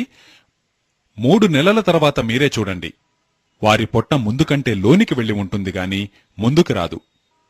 ఇక ఇలా డైనింగ్ టేబుల్ మీద కూర్చుని తింటుంటే మాత్రం పొట్ట ముందుకి పోతూనే ఉంటుంది. ఎందుకంటే ఆ డైనింగ్ కుర్చీ తయారైంది మీకోసం కాదు, ఆంగ్లేయుల కోసమే. ఆంగ్లేయుల కోసం ఈ టేబుల్ ఎందుకు తయారైందంటే అక్కడ చలి బాగా ఎక్కువగా ఉండడం వల్ల వారి జాయింట్స్ బిగుసుకుని ఉంటాయి. వారి జాయింట్స్ అన్నీ కూడా బిగుసుకుపోయి ఉంటాయి, గట్టిపడి ఉంటాయి. మన దగ్గర వేడిమి ఎక్కువగా ఉంది కాబట్టి మన జాయింట్స్ అన్ని ఫ్లెక్సిబుల్ గా ఉంటాయి. మనం క్రింద కూర్చోవడానికి ఏ విధమైన ఇబ్బంది ఉండదు. ఇప్పుడు నేనిలా కూర్చున్నట్లుగా ఏ ఆంగ్లేయుడూ కూర్చోలేడు, ఏ అమెరికన్ కూర్చోలేడు. ఎందుకంటే మోకాళ్లు బిగుసుకుపోయి ఉంటాయి, హిప్ జాయింట్స్ బిగుసుకుపోయి ఉంటాయి, కూర్చోవడం కష్టం. అందుకే వారు కూర్చోవడాన్ని సులభతరం చేసుకోవడానికి కుర్చీని కనుగొన్నారు. పూర్తిగా కూర్చోలేకపోతే కనీసం సగమైనా కూర్చుందామన్నట్లుగా. కాబట్టి ఆ కుర్చీ ఉన్నది మీకోసం కాదు, ఆంగ్లేయుల కోసం. అందుకే మీతో నా విన్నపమేమిటంటే డైనింగ్ టేబుల్పై భోజనం చేయకండి. ఇప్పుడు మీరంటారు, మరి మేం తీసేసుకున్నాం కదా. మీరు ఇటువంటివెన్నో పనికిమాలిన వస్తువులు తీసుకున్నారు. గత 60-70 సంవత్సరాలుగా భారతీయులందరికీ ఒక విచిత్రమైన జబ్బంటుకుంది. ప్రపంచంలోని చెత్తాచెదారమంతా ఇంటికి తీసుకొచ్చి పెట్టుకోవడం. అవును, ఏ ఆలోచన లేకుండా, అవసరమా కాదా అని ఆలోచించకుండా పనికిమాలిన చెత్తనంతా తీసుకొచ్చి ఇంట్లో పెట్టుకోవడం. నేను వంటింట్లలోకి వెళ్లి చూస్తాను కదా, ఎన్నో టిన్లు, డబ్బాలు. అవి ఖాళీవే, అయినా అవతల పడేయరు. అలాగే భద్రంగా భద్రపరుచుకుంటూ ఉంటారు. అవి ఎప్పుడవసరమొస్తాయో తెలీదు, కాని ఆ డబ్బాల్ని అలా పేర్చుకుంటూనే ఉంటారు. వంటింట్లో ఎన్ని డబ్బాలుంటాయంటే వాటిలో సగమైనా నిజానికి ఉపయోగిస్తున్నారో లేదో చెప్పలేం. కాని వాటిని మాత్రం అలా పోషిస్తూనే ఉన్నారు. ఏమో ఎప్పుడవసరమొస్తుందో చెప్పలేం అంటుంటారు. చెత్తమీద ఇంత ప్రేమ ఎందుకో అర్థం కాదు. బయటపడేయవలసిన వస్తువులన్నిటినీ భద్రంగా ఇంట్లో దాచుకున్నారు. పడేయడం గురించి మాట్లాడితే, అరే ఎప్పుడవసరం వస్తుందో తెలీదు అంటారు. ఆ అవసరమొచ్చే సమయం 60 ఏళ్లైనా రాదు, 100 ఏళ్లైనా రాదు. నేను మీ డైనింగ్ టేబుల్ని కూడా అదే చెత్త పదార్థంగానే పరిగణిస్తాను. ఇప్పుడు మీరే లెక్క చూసుకోండి. మీరొక డైనింగ్ టేబుల్ని తీసుకొచ్చి పెట్టుకున్నారు. ఇది 100 స్క్వేర్ ఫుట్లదై ఉండవచ్చు, లేదు 50 స్క్వేర్ ఫుట్లదై ఉండవచ్చు. అది మీ ఇంట్లో 50 స్క్వేర్ ఫుట్ల స్థలాన్ని ఆక్రమించుకుని కూర్చుంది. ఆ స్థలం విలువెంత? మద్రాసులో స్క్వేర్ ఫుట్ 3000 రూపాయలు. అటువంటిది 50 స్క్వేర్ ఫీట్ అది ఆక్రమించుకుని కూర్చుంది. అంటే దేనర్థం ఒకసారి లెక్కగట్టి చూడండి. 3000ను 50 రెట్లు చేసి దానితో మీరు రోజూ దానిపై ఖర్చు పెడుతున్న లెక్క తెలుస్తుంది. మొదట దానిని కొనడానికి డబ్బులు వ్యర్థం చేశారు, ఇప్పుడు దాని చేత అంత స్థలం ఆక్రమింపజేసి డబ్బులు వ్యర్థం చేస్తూనే ఉన్నారు. కనుక వీలైతే డైనింగ్ టేబుల్ని తీసేయండి, లేదు ఒక మూలకి పెట్టండి. విషయం అర్థమైంది కదా? ఇప్పుడు మీరు అడుగుతారు, రాజు భాయ్ ఏదో ఒక ప్రత్యామ్నాయాన్ని చూడండి. మేమందరం డైనింగ్ టేబుళ్లను తీసుకొచ్చి పెట్టుకున్నాం కదా, ఇప్పుడు తీసేయమంటే ఎలా అని మీరనేటట్లయితే మీరేం చేస్తారంటే కుర్చీ మీద ఇప్పుడు నేను కూర్చున్నట్లుగా కూర్చోండి. డైనింగ్ టేబుల్ కుర్చీ ఉంది కదా, మీకు దాని మీద మోహం ఉంది, ఆ మోహం పోదు. వాగ్భటులైతే దాన్ని తీసేయమంటారు, కానీ నేను మీకొక సజెషన్ ఇస్తున్నాను. నేనిప్పుడు ఎలా సుఖాసనంలో కూర్చున్నానో అదే విధంగా మీరు కుర్చీపై కూర్చొని భోంచేయండి. అది ఉత్తమమైన మార్గమైతే కాదు, ఒక మధ్య మార్గం. ఎందుకంటే డైనింగ్ టేబుల్ తీసివేయడం అంటే అంత తేలికైన పని కాదు. ఎందుకంటే మనసులో నుంచి అది పోదు. శరీరానికైతే దూరమవుతుంది, కానీ మనసుకది దూరం కాదు. ఎన్నో కష్టాలు పడి ఎన్నో రోజులు డబ్బు కూడబెట్టి తెచ్చిన వస్తువది. ఇప్పుడు దానిని తీసేయమంటే మనసొప్పదు కదా. అందుకే మీరు దానిని నిజంగా సద్వినియోగం చేసుకోవాలనుకుంటే ఆ కుర్చీపై ఇలా సుఖాసనమేసుకుని కూర్చుని అప్పుడు భోంచేయండి. ఒకవేళ డైనింగ్ టేబుల్ లేకపోతే చాలా మంచిది. నా విన్నపాన్ని మన్నించండి. దానిని తీసుకువచ్చే ఆలోచన మానుకోండి. వాటికి బదులుగా మీకు తెచ్చుకోవాలనుకుంటే చిన్న చిన్న పీటలు తెచ్చుకోండి. మీ వంటగదిలో వాటిపై పళ్ళాన్నుంచుకుని తినండి. ఇక ఆ తరువాత సూత్రం, ఇది చాలా ముఖ్యమైనది. వాగ్భటులంటారు, మీరు ఉదయం గాని మధ్యాహ్నం గాని భోజనం చేసినట్లయితే, నిజానికి వారు మధ్యాహ్నం భోజనం చేయమని చెప్పరు, మధ్యాహ్నానికి బదులుగా ఉదయమే భోజనం చేయమని చెబుతారు. కానీ మీరు ఉదయమూ మధ్యాహ్నమూ భోజనం చేసినట్లయితే, భోజనం చేసిన తరువాత తప్పకుండా విశ్రాంతి తీసుకోవాలి. భోజనము చేయడంతోటే విశ్రాంతి తీసుకోండి, విరామం తీసుకోండి. ఏ పని చేయకండి. ఉదయం పూట భోజనం 10 గంటలకు చేసినా, లేదు 11 గంటలకు చేసినా, 12 గంటలకు చేసినా, భోజనం చేయడంతోటే విశ్రాంతి తీసుకోవాలి. ఎంతసేపు? 20 నిమిషాలు. అది కూడా వారు చెబుతారు, భోజనానంతరం విశ్రాంతి తీసుకునేటప్పుడు మీ ఎడమ చెయ్యి క్రింది వైపుకు, కుడి చెయ్యి పైవైపుకు ఉండే విధంగా ఒత్తిగిలి విశ్రమించాలి. దీనిని వామకుక్షి అవస్థలో విశ్రమించడం అంటారు. ఇప్పుడు ఈ వామకుక్షి అంటే మీకు సులభంగా అర్థమయ్యేటట్లు చెబుతాను. విష్ణుమూర్తి ఆదిశేషునిపై విశ్రమించి ఉన్నప్పుడు చూశారా? సరిగ్గా అదే విధంగా పడుకోవాలి. విష్ణుమూర్తి ఆదిశేషునిపై పడుకున్నటువంటి స్థితిని వామకుక్షి అవస్థ అంటారు. భోజనం చేసిన తరువాత తప్పకుండా ఉదయము మరియు మధ్యాహ్నము ఈ స్థితిలో విశ్రాంతి తీసుకోవాలి. లెఫ్ట్ సైడ్కు. ఎందుకు? మీకు తెలుసు, మన శరీరంలో 2 నాడులున్నాయి. నిజానికి 3 నాడులున్నాయి. ఒకటి సూర్యనాడి, మరొకటి చంద్రనాడి, ఇంకొకటి మధ్యనాడి. ఈ సూర్యనాడి భోజనాన్ని పచనం చేయడానికి సహకరిస్తుంది. చంద్రనాడి తక్కువగా సాగుతున్నప్పుడే సూర్యనాడి అధికంగా సాగుతుంది. ఉదయం గాని మధ్యాహ్నం గాని భోజనాన్ని పచనం చేయాలంటే సూర్యనాడి తీవ్రంగా ఉండాలి. మీరు లెఫ్ట్ సైడ్కి ఒత్తిగిలి పడుకుంటే సూర్యనాడి తీవ్రతరమవుతుంది. నిజానికి మీరు ఆరోగ్యంగా ఉంటే మీరు భోజనం చెయ్యడంతోటే సూర్యనాడి దానంతటదే పనిచేయాలి. అలా పనిచేయకపోయినా మీరు ఎడమవైపుకు తిరిగి విశ్రమించండి. మరి మీరనవచ్చు, మరి నిద్రొచ్చేస్తుందే అని. వాగ్భటులంటారు, సరే ఓ చిన్న కునుకు తీయండి. ఆ నిద్రను ఆపవద్దు అని వారంటారు. వారొక సూత్రంలో వ్రాస్తారు, ఉదయం భోజనానంతరం గాని మధ్యాహ్నం భోజనానంతరం గాని మీ శరీరంలో ఒక అలసత్వం ఉంటే తప్పకుండా ఒక కునుకు తీయండి. 20 నిమిషాల కునుకు తీయండి. మహా అంటే 40 నిమిషాల వరకు తీయవచ్చు, అంతకు మించి కాదు. మీరు భోజనం తరువాత ఇలా 20 నుంచి 40 నిమిషాల వరకు విశ్రాంతి తీసుకుంటే తక్కిన సగం రోజంతా మీరు ఉత్సాహంగా పనిచేసే సామర్థ్యం మీకు లభిస్తుంది. కావాలంటే మీరు ఈరోజే చేసి చూడండి. నిజానికి నేను ఈ సూత్రాన్ని రేపు మరింత వివరించి చెబుతాను. వాగ్భటులు చెప్పిన మరొక సూత్రం రేపు మనకొస్తుంది. వారంటారు, శరీరంలో 4 వేగాలుంటాయి. వేగాలు. వాటినెప్పుడూ ఆపకూడదు. వాటిలో ఒకటి నిద్ర. నిద్ర ఉంది కదా, ఇది ఒక వేగం.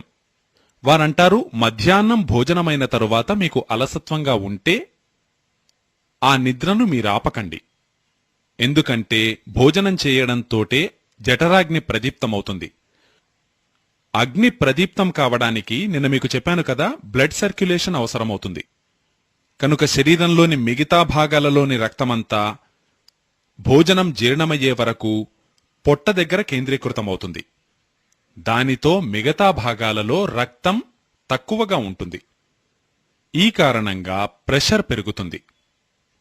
మొత్తం రక్తమంతా ఒకే దగ్గరికి వచ్చినప్పుడు మిగతా అవయవాలు ఇబ్బంది పడతాయా లేదా? అలా బ్రెయిన్కు ప్రెషర్ వస్తుంది. అందుకు బ్రెయిన్ రిలాక్స్ కావాలనుకుంటుంది. కనుక భోజనం చేసిన తరువాత అలసత్వం కలుగుతుంది. ఇది ప్రకృతి యొక్క నియమం. మరి మీరు ఆ నిద్రను తీసుకోవచ్చు కదా, వదలడమెందుకు? ఎంతో విలువైనది, జనాలకు దొరకడం లేదు. మాత్రలు మింగుతూ ఉంటారు దానికోసం. అయినా రాదు. కోట్ల రూపాయలున్న వారికి నేను చూశాను, నిద్రే రాదు. అటువంటిది దానంతటది మీకు వస్తూ ఉంది అంటే మీరెంతో అదృష్టవంతులు. కనుక మధ్యాహ్నం ఒక చిన్న కునుకు తీయండి. నేను మీకు మరో చిన్న విషయం తెలియజేస్తున్నానేమిటంటే, వాగ్భటుల ఈ సూత్రం మీద ఈ మధ్య యూరోప్లోనూ అమెరికాలోనూ చాలా రీసెర్చ్ జరుగుతూ ఉంది. ఈ మధ్య ఆస్ట్రేలియాలోనూ బ్రెజిల్లోనూ ఇంకా మెక్సికోలోనూ ఎన్నో కంపెనీల వారు లంచ్ తర్వాత తమ ఉద్యోగులకు బ్రేక్ ఇవ్వడం మొదలుపెట్టారు. బ్రెజిల్లోనూ మెక్సికోలోనూ ఆస్ట్రేలియాలోనూ 2008లో చట్టాన్ని ఆమోదించనున్నారు. ప్రతి ఉద్యోగి భోజనం తరువాత కునుకు తీసుకోవడానికి అనువుగా కంపల్సరీగా బ్రేక్ ఇవ్వాలి. ఇలా వారు చట్టాన్ని తయారు చేస్తున్నారు. దానితో కంపెనీలన్నిటికీ ప్రభుత్వం నుంచి ఆర్డర్ వచ్చింది. మీ ఆఫీస్ను ఏ విధంగా డిజైన్ చేయాలంటే అక్కడి ప్రతి ఉద్యోగి భోజనం చేసిన తరువాత కునుకు తీయడానికి అనువుగా ఉండేటట్లుగా చేయాలి. ఈ నియమాన్ని అనుసరిస్తూ ఉన్న కంపెనీలతో నేను ఈమెయిల్లో కాంటాక్ట్ చేశాను. బాబూ, మీకు ఈ విషయం ఎలా తెలిసింది? దీనినెప్పుడో వాగ్భటాచార్యుల వారు 3,500 సంవత్సరాల క్రితమే చెప్పారే. అంటే వారన్నారు, మీ దగ్గర 3,500 ఏళ్ల క్రితం ఉంది, కానీ మా దగ్గరికి మాత్రం ఇప్పుడే చేరింది. మేము ఈ విషయంలో ఎంతో రీసెర్చ్ చేసి చూశాము. వాటి ఫలితంగా వారికి తెలిసినదేమిటంటే, ఏ ఉద్యోగులకు భోజనం చేసిన తరువాత కునుకు తీయడానికి అవకాశమిస్తున్నారో వారి పనిచేసే ఎఫిషియన్సీ 3 రెట్లు పెరిగింది. ఎఫిషియన్సీ పెరిగింది. దానితో వారంటున్నారు, ముందు కంటే ఎక్కువగా పనిచేస్తున్నారు. జీతం అంతే, కేవలం కునుకు తీసుకోవడానికి అవకాశం ఇవ్వడం జరిగిందంతే. దానితో వారి పనితనమే పెరిగింది. కనుక మీరు కూడా ఇలా చేసి చూడవచ్చు. తల్లులు సోదరీమణులకు ముఖ్యంగా ఈ విషయాన్ని నివేదిస్తున్నాను. ఎందుకంటే మీకు ఇంట్లో పని తక్కువగా ఉండదు. ఏదైనా ఫ్యాక్టరీని నడపడం తేలికే గాని ఇంటిని నడపడం మాత్రం చాలా కష్టం. ఇంట్లో కూడా అన్నిటికంటే కష్టమైన పని పిల్లల పెంపకం. నా ఉద్దేశ్యంలో ప్రపంచంలో దీనిని మించిన పని మరొకటి లేదు. కాబట్టి మీకు ఎంతో పని ఉంది. అందుకే మీరు భోజనం చేసిన తరువాత ఒక చిన్న కునుకు తీయడం అలవాటు చేసుకోండి. పనులన్నీ పక్కన పెట్టి కేవలం కునుకు తీయండి.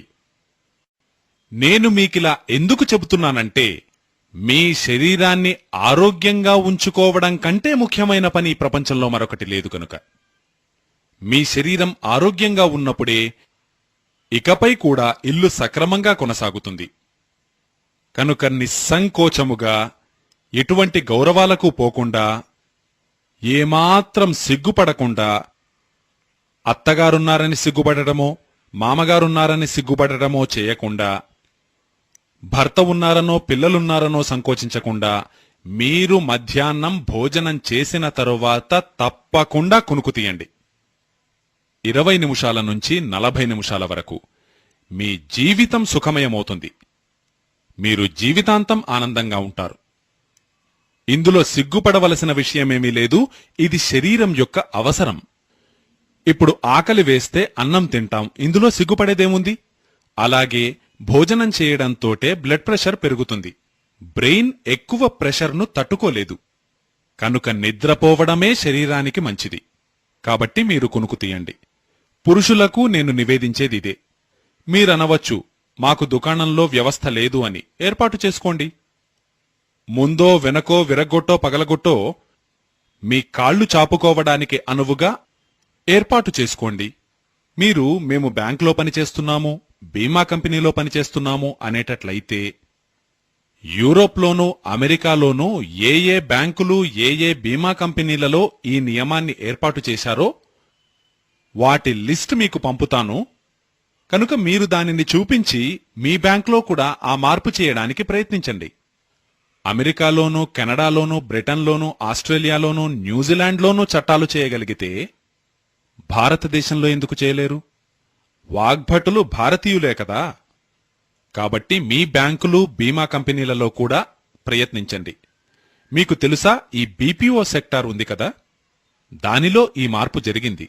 గురుగాంలో మొదలయ్యింది. వారు మొదలుపెట్టారు. మధ్యాహ్నం భోజనం తరువాత కునుకు తీయడానికి అవకాశం ఇవ్వడం ప్రారంభించారు. ఇలా బీపీఓ సెక్టర్లోనూ, ఐటీ సెక్టర్లోనూ మొదలయ్యింది అంటే క్రమక్రమంగా మీకు కూడా అది వస్తుంది. ఇప్పుడు మీకు విరుద్ధమైన విషయం చెబుతున్నాను. నేను గుజరాత్కి వెళుతూ ఉంటాను, రాజస్థాన్కి వెళుతూ ఉంటాను. జైపూర్ లాంటి పట్టణంలో, రాజ్కోట్ వంటి పట్టణంలో మధ్యాహ్నం పూట బజార్ అంతా మూసివేయబడి ఉంటుంది. రాజ్కోట్లో కోట్ల రూపాయల వ్యాపారం జరుగుతుంది ప్రతిరోజు. కానీ మధ్యాహ్నం పూట మాత్రం ఎంత కోటీశ్వరుడైనా కూడా మీకు దుకాణంలో దొరకడు. ఎక్కడున్నారండి అంటే భోంచేసి కునుకు తీస్తున్నారు అంటారు. ఎంతో సుఖంగా జీవిస్తున్నారు వారు, ఎంతో సుఖంగా, ఎంతో సుఖమయ జీవితాన్ని గడుపుతున్నారు వారు. కాఠియావాడ్లో నేను చూశాను. పోర్బందర్ ఏమిటి, రాజ్కోట్ ఏమిటి, జామ్నగర్ ఏమిటి, జునాగఢ్ ఏమిటి, అమ్రేలీ ఏమిటి, మధ్యాహ్నం పూట దుకాణం తెరిచే ఉండదు. ఆఖరికి నేను ఎటువంటి వాళ్లను చూశానంటే, వినియోగదారుడు వచ్చి ఉంటాడు కోట్ల రూపాయలు చేతపట్టుకుని. సేటుగారంటారు, మీరు సాయంత్రం రండి 4 గంటల తర్వాత. అయ్యా సేటుగారు, నా దగ్గర డబ్బులు నిండి ఉన్న సంచులున్నాయి అంటే సాయంత్రం తీసుకురండి అంటారు. నాకిప్పుడంత ఖాళీ లేదు, నేను పడుకోవాలి అంటారు. ఎంతో సుఖమయంగా జీవిస్తున్నారు వారు. సమయాన్ని పూర్తిగా సద్వినియోగం చేసుకుంటున్నారు. కొందరు తిడుతూ ఉంటారు, ఏమిటి పనికిమాలిన వాళ్లు మధ్యాహ్నం పడుకుంటారు అని. పడుకోవలసిందే. మీరు పూనాకు వెళ్లి చూడండి. పేష్వా కాలం నుంచి పూనా నగర వాసులు మధ్యాహ్నం భోంచేసిన తరువాత తప్పకుండా కునుకు తీస్తారు. పేష్వా ఈ వాగ్భటుని సూత్రాన్ని ఎంతో ప్రచారం చేశాడు.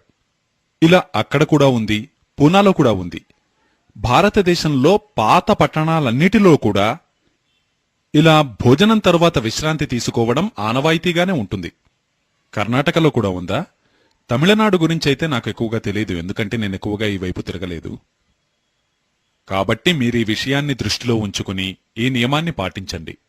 ఇది ప్రకృతికి అనుకూలం, శరీరానికి అనుకూలం. కాబట్టి ఇందులో సిగ్గుపడవలసినదేమీ లేదు, జంకవలసినదేమీ లేదు. సరే, ఇప్పుడు దీనికి విరుద్ధమైన సూత్రం తరువాతది. వారంటారు, ఉదయమో మధ్యాహ్నమో మీరు భోజనం చేసిన తరువాత విశ్రాంతి తీసుకుంటే, రాత్రి భోజనం తరువాత అంటే సాయంత్రం భోజనం తరువాత, రాత్రి భోజనము అన్నప్పుడల్లా సాయంత్రం భోజనం అన్నట్లుగా గుర్తుంచుకోవాలి. సాయంత్రం భోజనం తరువాత ఎప్పుడూ నిద్రపోకూడదు. ఇందుకు పూర్తిగా విరుద్ధం. ఉదయం పూట భోజనం చేస్తే తప్పకుండా విశ్రాంతి తీసుకోవాలి. సాయంత్రం పూట భోజనం చేస్తే తరువాత 2 గంటల వరకు విశ్రాంతి తీసుకోకూడదు. 2 గంటలు అంటే 6 గంటలకు భోజనం చేస్తే తిరిగి 8 గంటలకే వెళ్ళండి నిద్రించడానికి, అంతకు ముందు కాదు. 5 గంటలకే భోజనం చేసినట్లయితే 7 గంటల వరకు, అంటే 2 గంటల వరకు విశ్రాంతి తీసుకోనేకూడదు. ఎందుకు? పగటిపూట క్రమానికి సాయంత్రం పూట క్రమం పూర్తిగా విరుద్ధం. ఉదయం పూట సూర్యకాంతి ఉంటుంది, గాలి యొక్క స్పర్శ కూడా తీవ్రంగా ఉంటుంది. సాయంత్రం పూట సూర్యప్రకాశం ఉండదు. దానితో శరీరం యొక్క బయోకెమిస్ట్రీ పూర్తిగా మారిపోతుంది ఉదయానికి సాయంత్రానికి. ఉదయం పూట హార్మోన్స్ వేరు, సాయంత్రం పూట హార్మోన్స్ వేరు. ఇలా సాయంత్రం పూట వారు అబ్జర్వ్ చేసి చెప్పేదేమిటంటే, సాయంత్రం భోజనం చేసిన తరువాత వెంటనే నిద్రించకూడదు. ఒకవేళ నిద్రపోతే హార్ట్ అటాక్, డయాబెటీస్ ఇటువంటి వ్యాధులెన్నో వచ్చే అవకాశం ఉంది. కనుక సాయంత్రం భోంచేసిన తరువాత విశ్రాంతి తీసుకోకూడదు. పగటిపూట భోంచేసిన తరువాత మాత్రం విశ్రాంతి తీసుకోవాలి. ఆ తరువాత 3వ సూత్రం వారు చెబుతారు. దానిలో బహుశా ఈ రెండింటినీ మేళవించారు. వారెప్పుడూ ఎక్స్ట్రీంకు వెళ్లలేదు. వాగ్భటులు మధ్యలోనే ఉండేవారు, మధ్య మార్గంలో. వారంటారు, ఉదయం పూట గాని సాయంత్రం పూట గాని మీరు ఈ నియమాన్ని పాటించలేకపోతే ఏదైనా కారణం చేత, మీరీ నియమాన్ని పాటిస్తే చాలా మంచిది.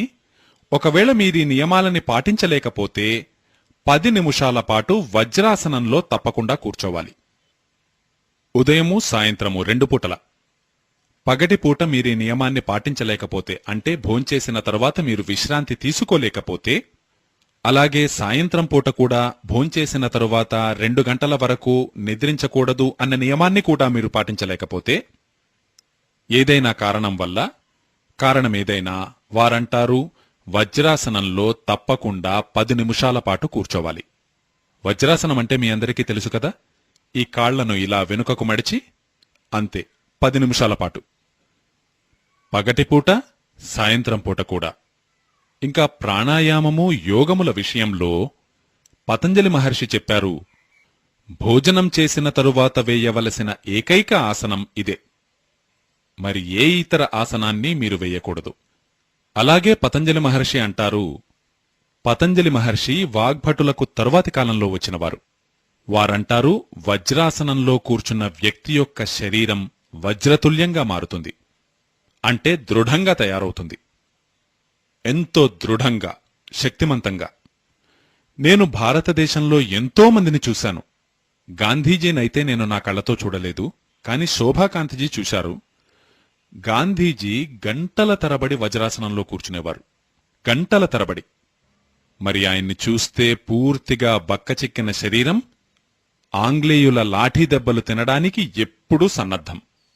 అది గాంధీజీకి వజ్రాసనం వల్ల లభించిన సామర్థ్యమే. గాంధీజీ మరే ఇతర ఆసనాన్ని వేసేవారు కాదు, ప్రాణాయామం కూడా చేసేవారు కాదు.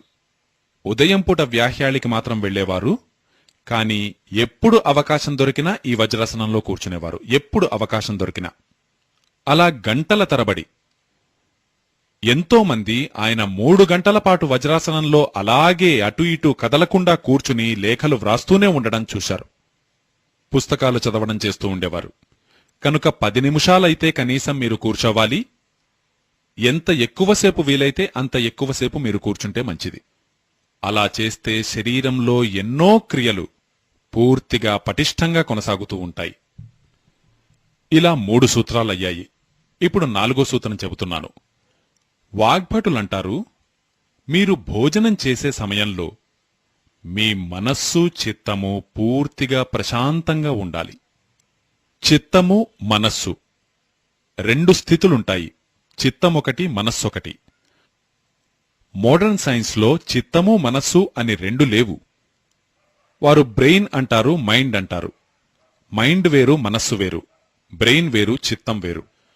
వారంటారు చిత్తము మనస్సు ప్రశాంతంగా ఉండాలి. మరి మనస్సు చిత్తము ప్రశాంతంగా ఉండడానికి ఏం చేయాలి?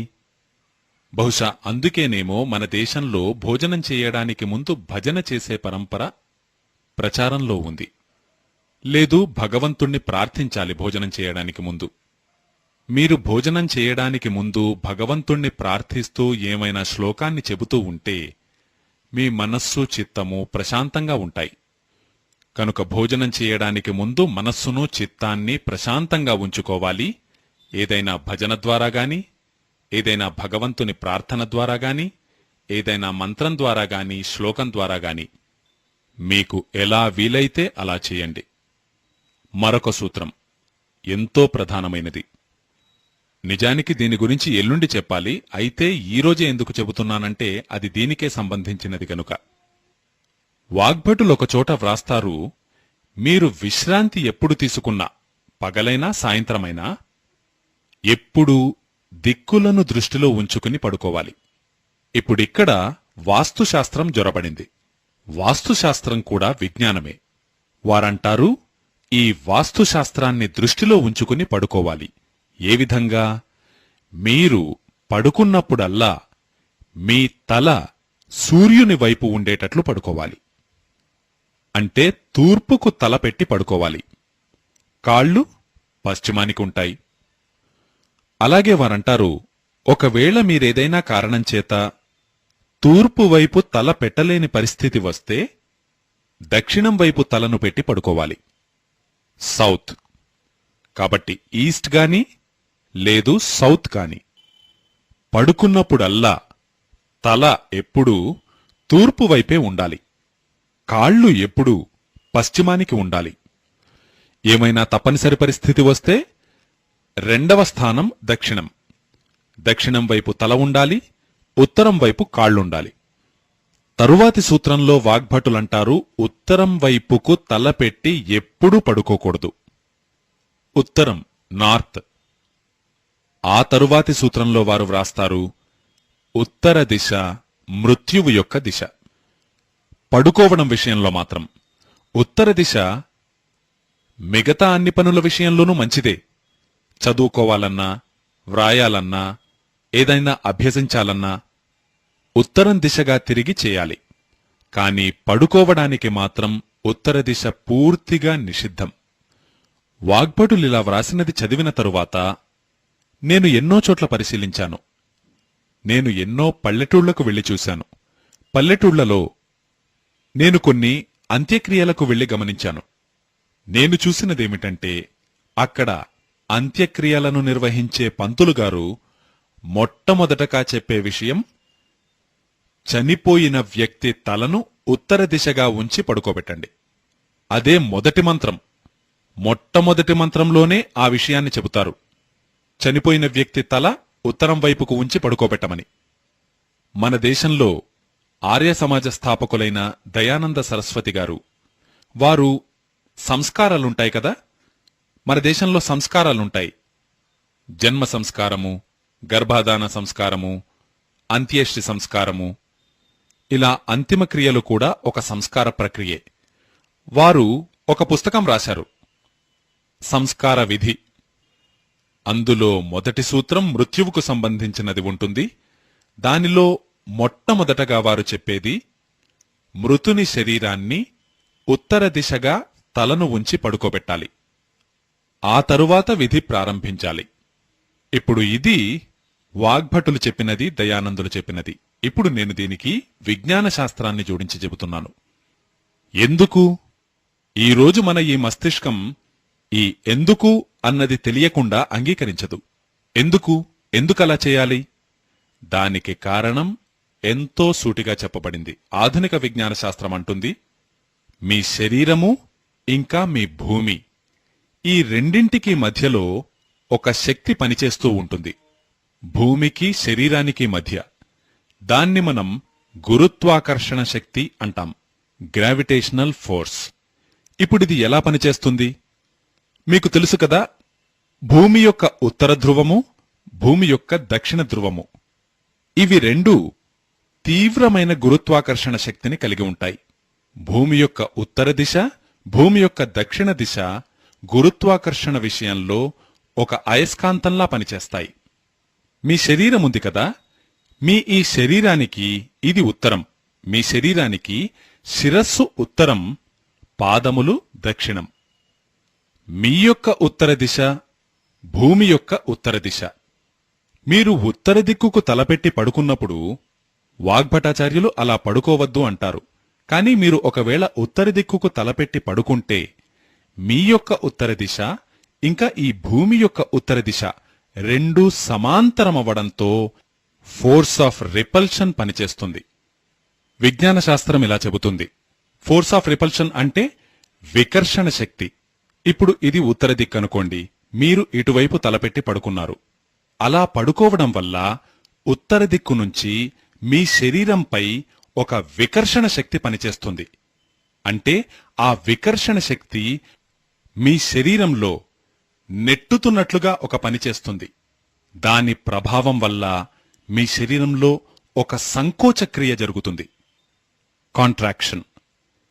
శరీరంలో ఇలా కుంచుకుపోయే క్రియ జరిగితే బ్లడ్ ప్రెషర్ పూర్తిగా అదుపు తప్పుతుంది. ఎందుకంటే బ్లడ్ మీద ప్రెషర్ పడుతుంది.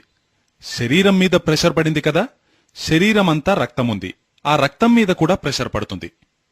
రక్తంపై ప్రెషర్ ఉంటే నిద్ర రానే రాదు. మనస్సంతా అల్లకల్లోలంగా ఉంటుంది. గుండె చాలా వేగంగా కొట్టుకుంటూ ఉంటుంది. కనుక భూమి యొక్క ఉత్తర దిశ నార్త్ పోల్ అయి ఉంటుంది. ఈ శిరస్సు మన శరీరానికి ఉత్తర దిశ అయి ఉంటుంది. ఇవి రెండూ ఒకే వైపుకు ఉంటే ఫోర్స్ ఆఫ్ రిపల్షన్ ఈ శరీరం మీద పనిచేస్తుంది. దానితో శరీరంలో సంకోచక్రియ జరుగుతుంది. ఇక నిద్ర పట్టనే పట్టదు. ఇప్పుడు దీన్నే వ్యతిరేకంగా ఆలోచించి చూడండి. మీ శిరస్సును దక్షిణం వైపుకు పెట్టి చూడండి. అంటే మీ శరీరం యొక్క నార్త్ భూమి యొక్క సౌత్ కి ఉంటుంది. మీ యొక్క ఉత్తరము ఇంకా భూమి యొక్క దక్షిణము ఇవి రెండూ ఒకే వైపు ఉంటే ఫోర్స్ ఆఫ్ అట్రాక్షన్ పనిచేస్తుంది.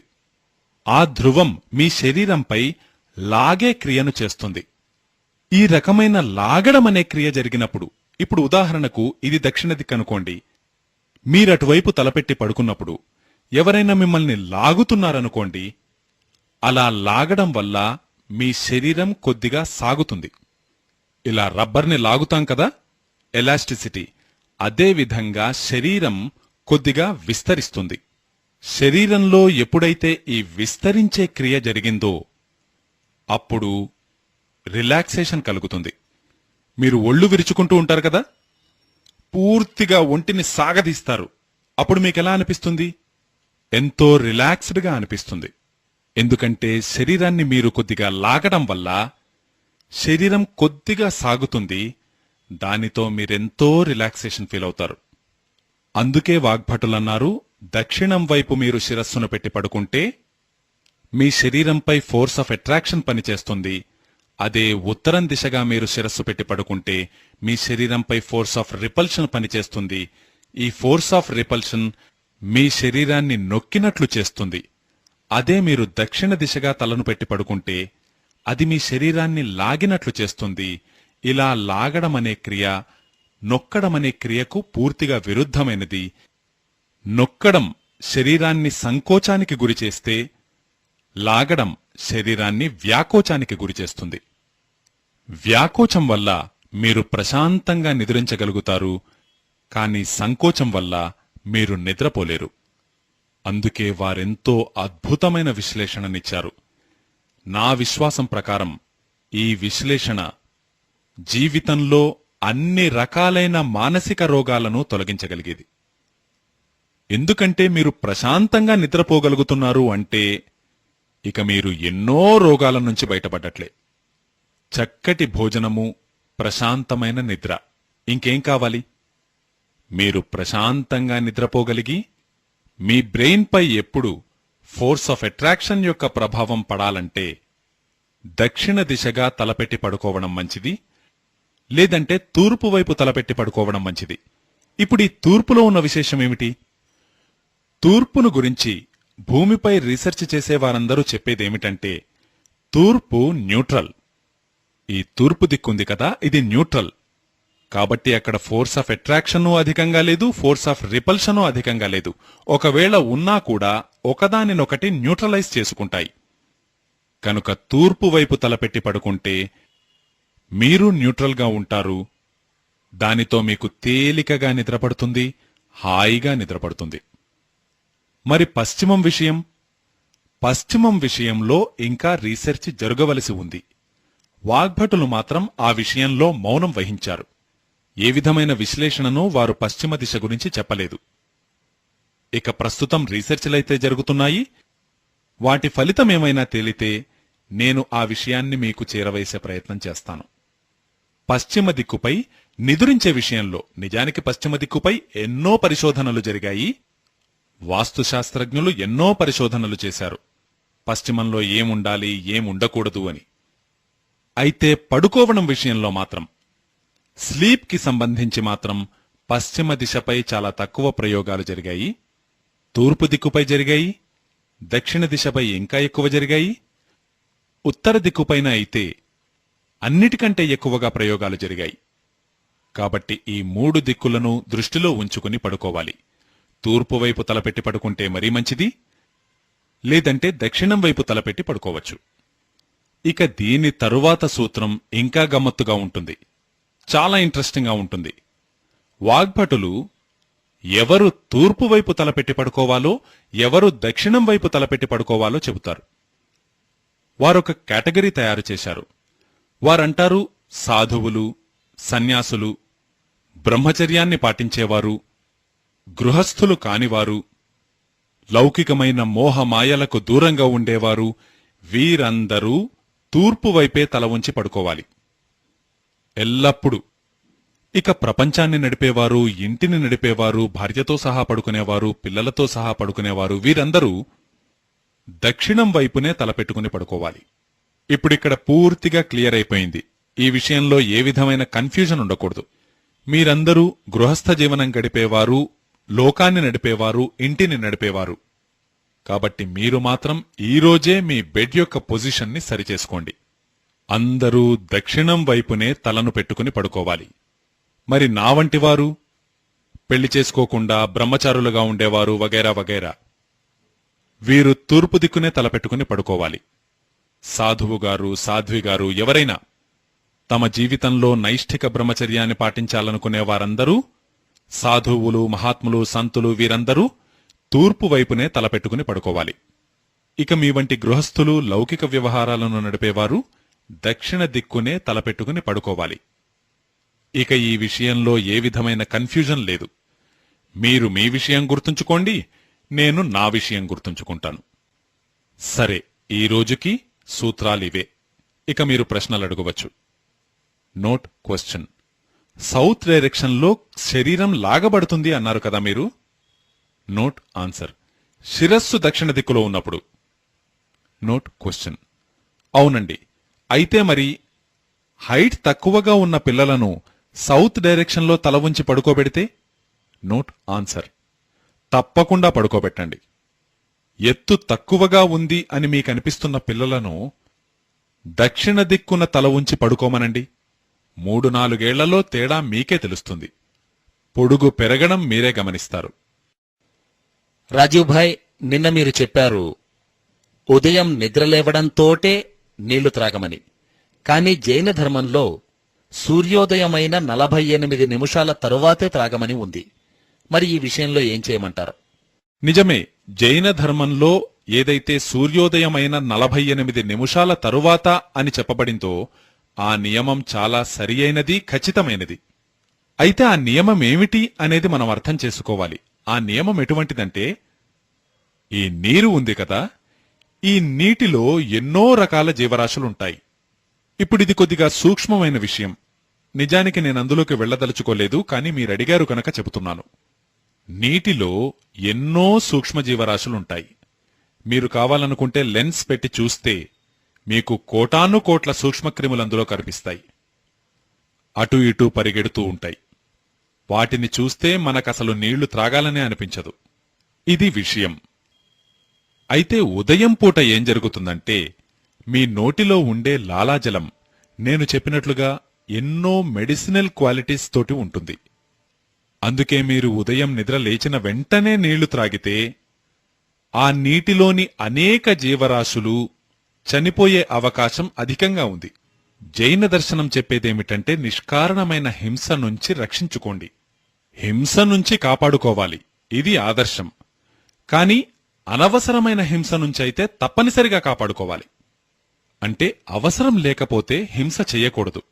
ఈ అనవసరమైన హింస నుంచి తప్పించుకోవడానికి జైన శాస్త్రంలో జైన ఆచార్యులు ఇలా 48 నిమిషాల తరువాత త్రాగమని చెప్పారు. ఈ 48 నిమిషాలలో ఏం జరుగుతుంది? 48 నిమిషాలలో మీ నోటిలోని లాలాజలం యొక్క క్షారగుణము తగ్గిపోతుంది. చాలా వేగంగా తగ్గిపోతుంది. దాని క్షారగుణం తగ్గితే, దేనినైతే మీరు ఆంగ్లంలో ఆల్కలినిటీ అంటారో, ఆ క్షారగుణం తగ్గితే దానివల్ల జీవరాశులు చనిపోయే అవకాశం కూడా తగ్గుతుంది. ఇలా అనవసరమైన హింస నుంచి తప్పించుకోవడానికి జైన దర్శనంలో ఇలా తెలియజేశారు. ఈ 48 నిమిషాల క్యాల్కులేషన్ వాగ్భటులు కూడా చేశారు. వారు చెబుతారు, ఉదయం లేచిన తరువాత మీరు 48 నిమిషాల వరకు ఆగితే మీ నోటిలోని లాలాజలం యొక్క క్షారగుణము క్రమక్రమంగా తగ్గిపోతూ ఉంటుంది.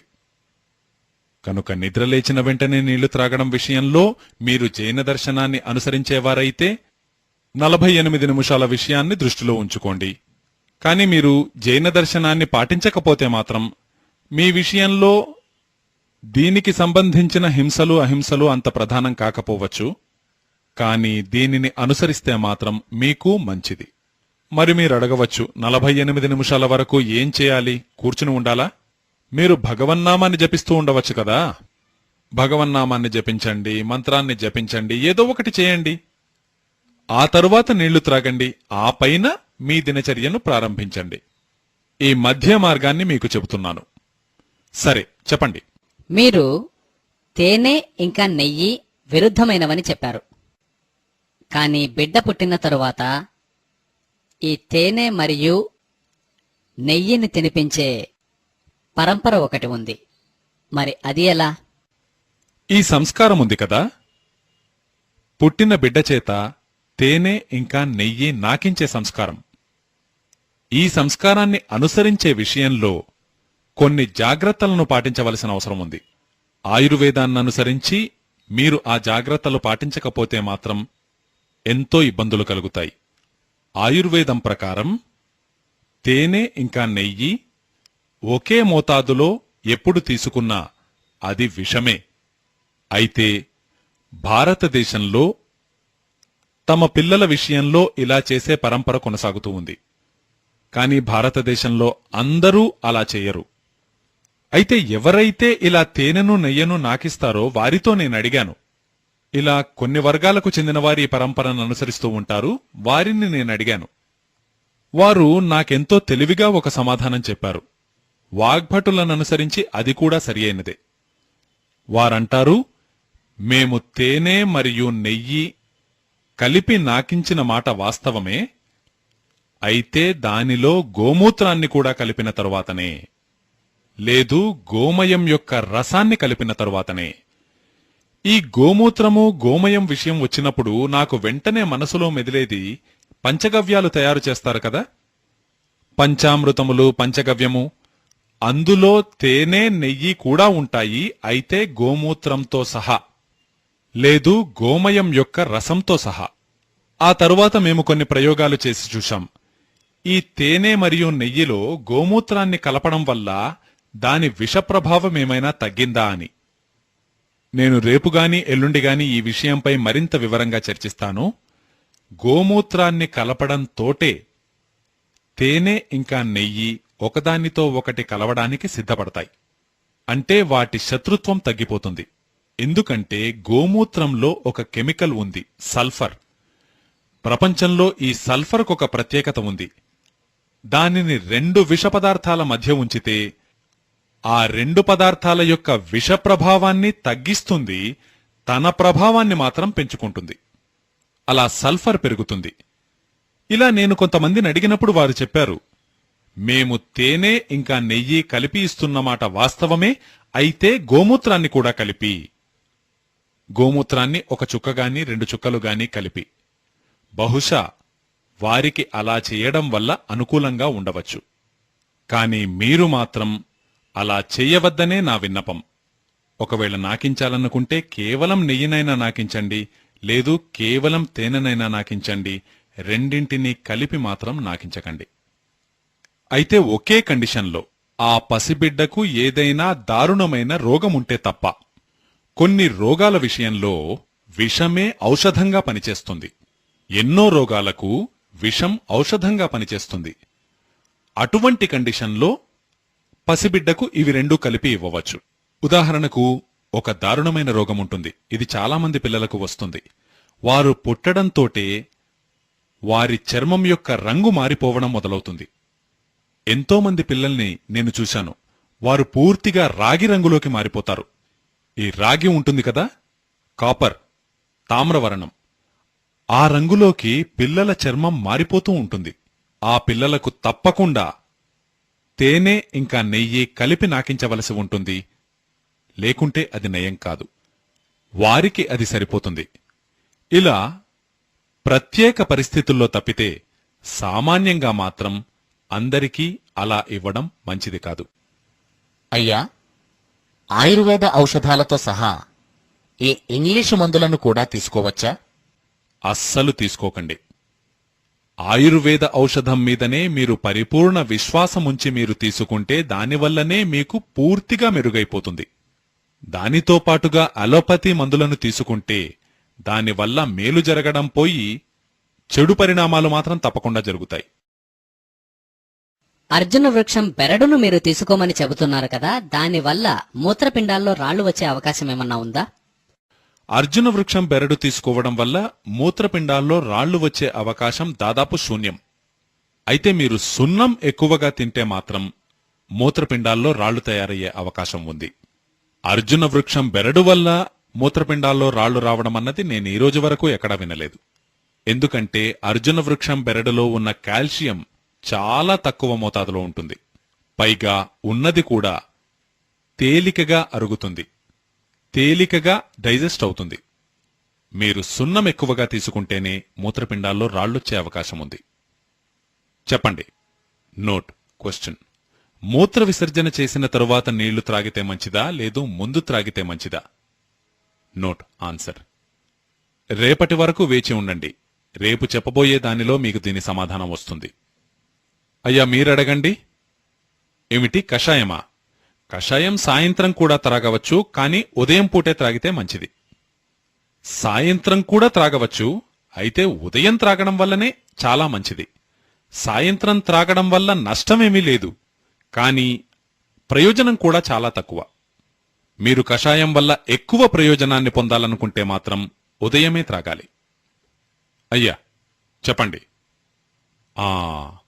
వీరికి ఉదయం లేవడంతోటే టీ త్రాగడం అలవాటు. టీ త్రాగడం వల్ల ఏమైనా నష్టముందా అని అడుగుతున్నారు. చూడండి, మీకొక ముఖ్యమైన విషయం చెబుతున్నాను.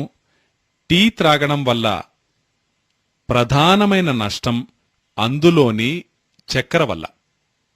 ఈ షుగర్ ఉంది కదా, చక్కెర, ఇది టీ పొడికి సరిపోదు. ఒకవేళ మీరు టీ త్రాగాలనుకుంటే నిజానికి త్రాగకపోతేనే మంచిది. ఎందుకంటే టీ యొక్క గుణ స్వభావాలు భారతీయులకు అనువైనవి కావు. ఈ టీ అనేది భారతీయుల కోసమే కాదు. ఇదే టీ యూరపు, అమెరికాల కోసమైతే చాలా మంచిది, కాని మనకు మాత్రం విషతుల్యమే. కాఫీ అయితే ఇంకా ఎక్కువ. ఉష్ణదేశాలలో టీ, కాఫీలు సరిపోవు. అయినా మీరు త్రాగుతుంటే మీరు మంచిది కాదని చెబుతున్నారు నిజమే, కాని అలవాటైపోయింది, ఏం చేయమంటారు అని మీరు అనేటట్లయితే మీకొక పద్ధతి చెబుతున్నాను వినండి. ఆ పద్ధతి ఏమిటంటే, మీరు చక్కెరకు బదులుగా బెల్లంతో చేసిన టీని త్రాగండి. ఎందుకు అనేది అర్థం చేసుకోండి. బెల్లము క్షారగుణం కలిగినది, చక్కెర ఆమ్లగుణం కలిగినది. చక్కెర డిసింటిగ్రేట్ అయిన తర్వాత దాని యొక్క అంతిమ పరిణామం యాసిడ్గానే ఉంటుంది. అదే బెల్లం డిసింటిగ్రేట్ అయిన తర్వాత దాని అంతిమ పరిణామము క్షారగుణమై ఉంటుంది. మీ కడుపులో ఇప్పటికే ఆమ్లాలు అధికంగా ఉంటాయి. ఇక ఉదయం పూటైతే మరీ ఎక్కువగా ఉంటాయి. ఆ సమయంలో ఆమ్లగుణం కలిగిన చక్కెర కలిపిన టీని మీరు త్రాగితే అది మీలోని అసిడిటీని ఇంకా పెంచుతుంది. కనుక మీరు టీ త్రాగాలంటే బెల్లంతో చేసిన టీనే త్రాగండి. ఇప్పుడు బెల్లంతో చేసిన టీ త్రాగాలంటే మీరు దానిలో పాలు వెయ్యలేరు. ఎందుకంటే బెల్లం వల్ల పాలు విరిగిపోతాయి. ఎందుకంటే బెల్లానికి పాలకు స్నేహం లేదు. కాబట్టి పాలు లేకుండా టీ త్రాగండి. కనుక మీరు బ్లాక్ టీ త్రాగండి, బెల్లం వేసుకుని త్రాగండి. మీరు బ్లాక్ టీని బెల్లం వేసుకుని త్రాగేటట్లయితే ఈ విషయంలో నాది మరొక చిన్న విన్నపం ఏమిటంటే, అందులో కొద్దిగా నిమ్మరసం కలుపుకోండి. అప్పుడు అది న్యూట్రలైజ్ అవుతుంది. నిమ్మరసం అసిడిక్, బెల్లం క్షారగుణం కలిగినది.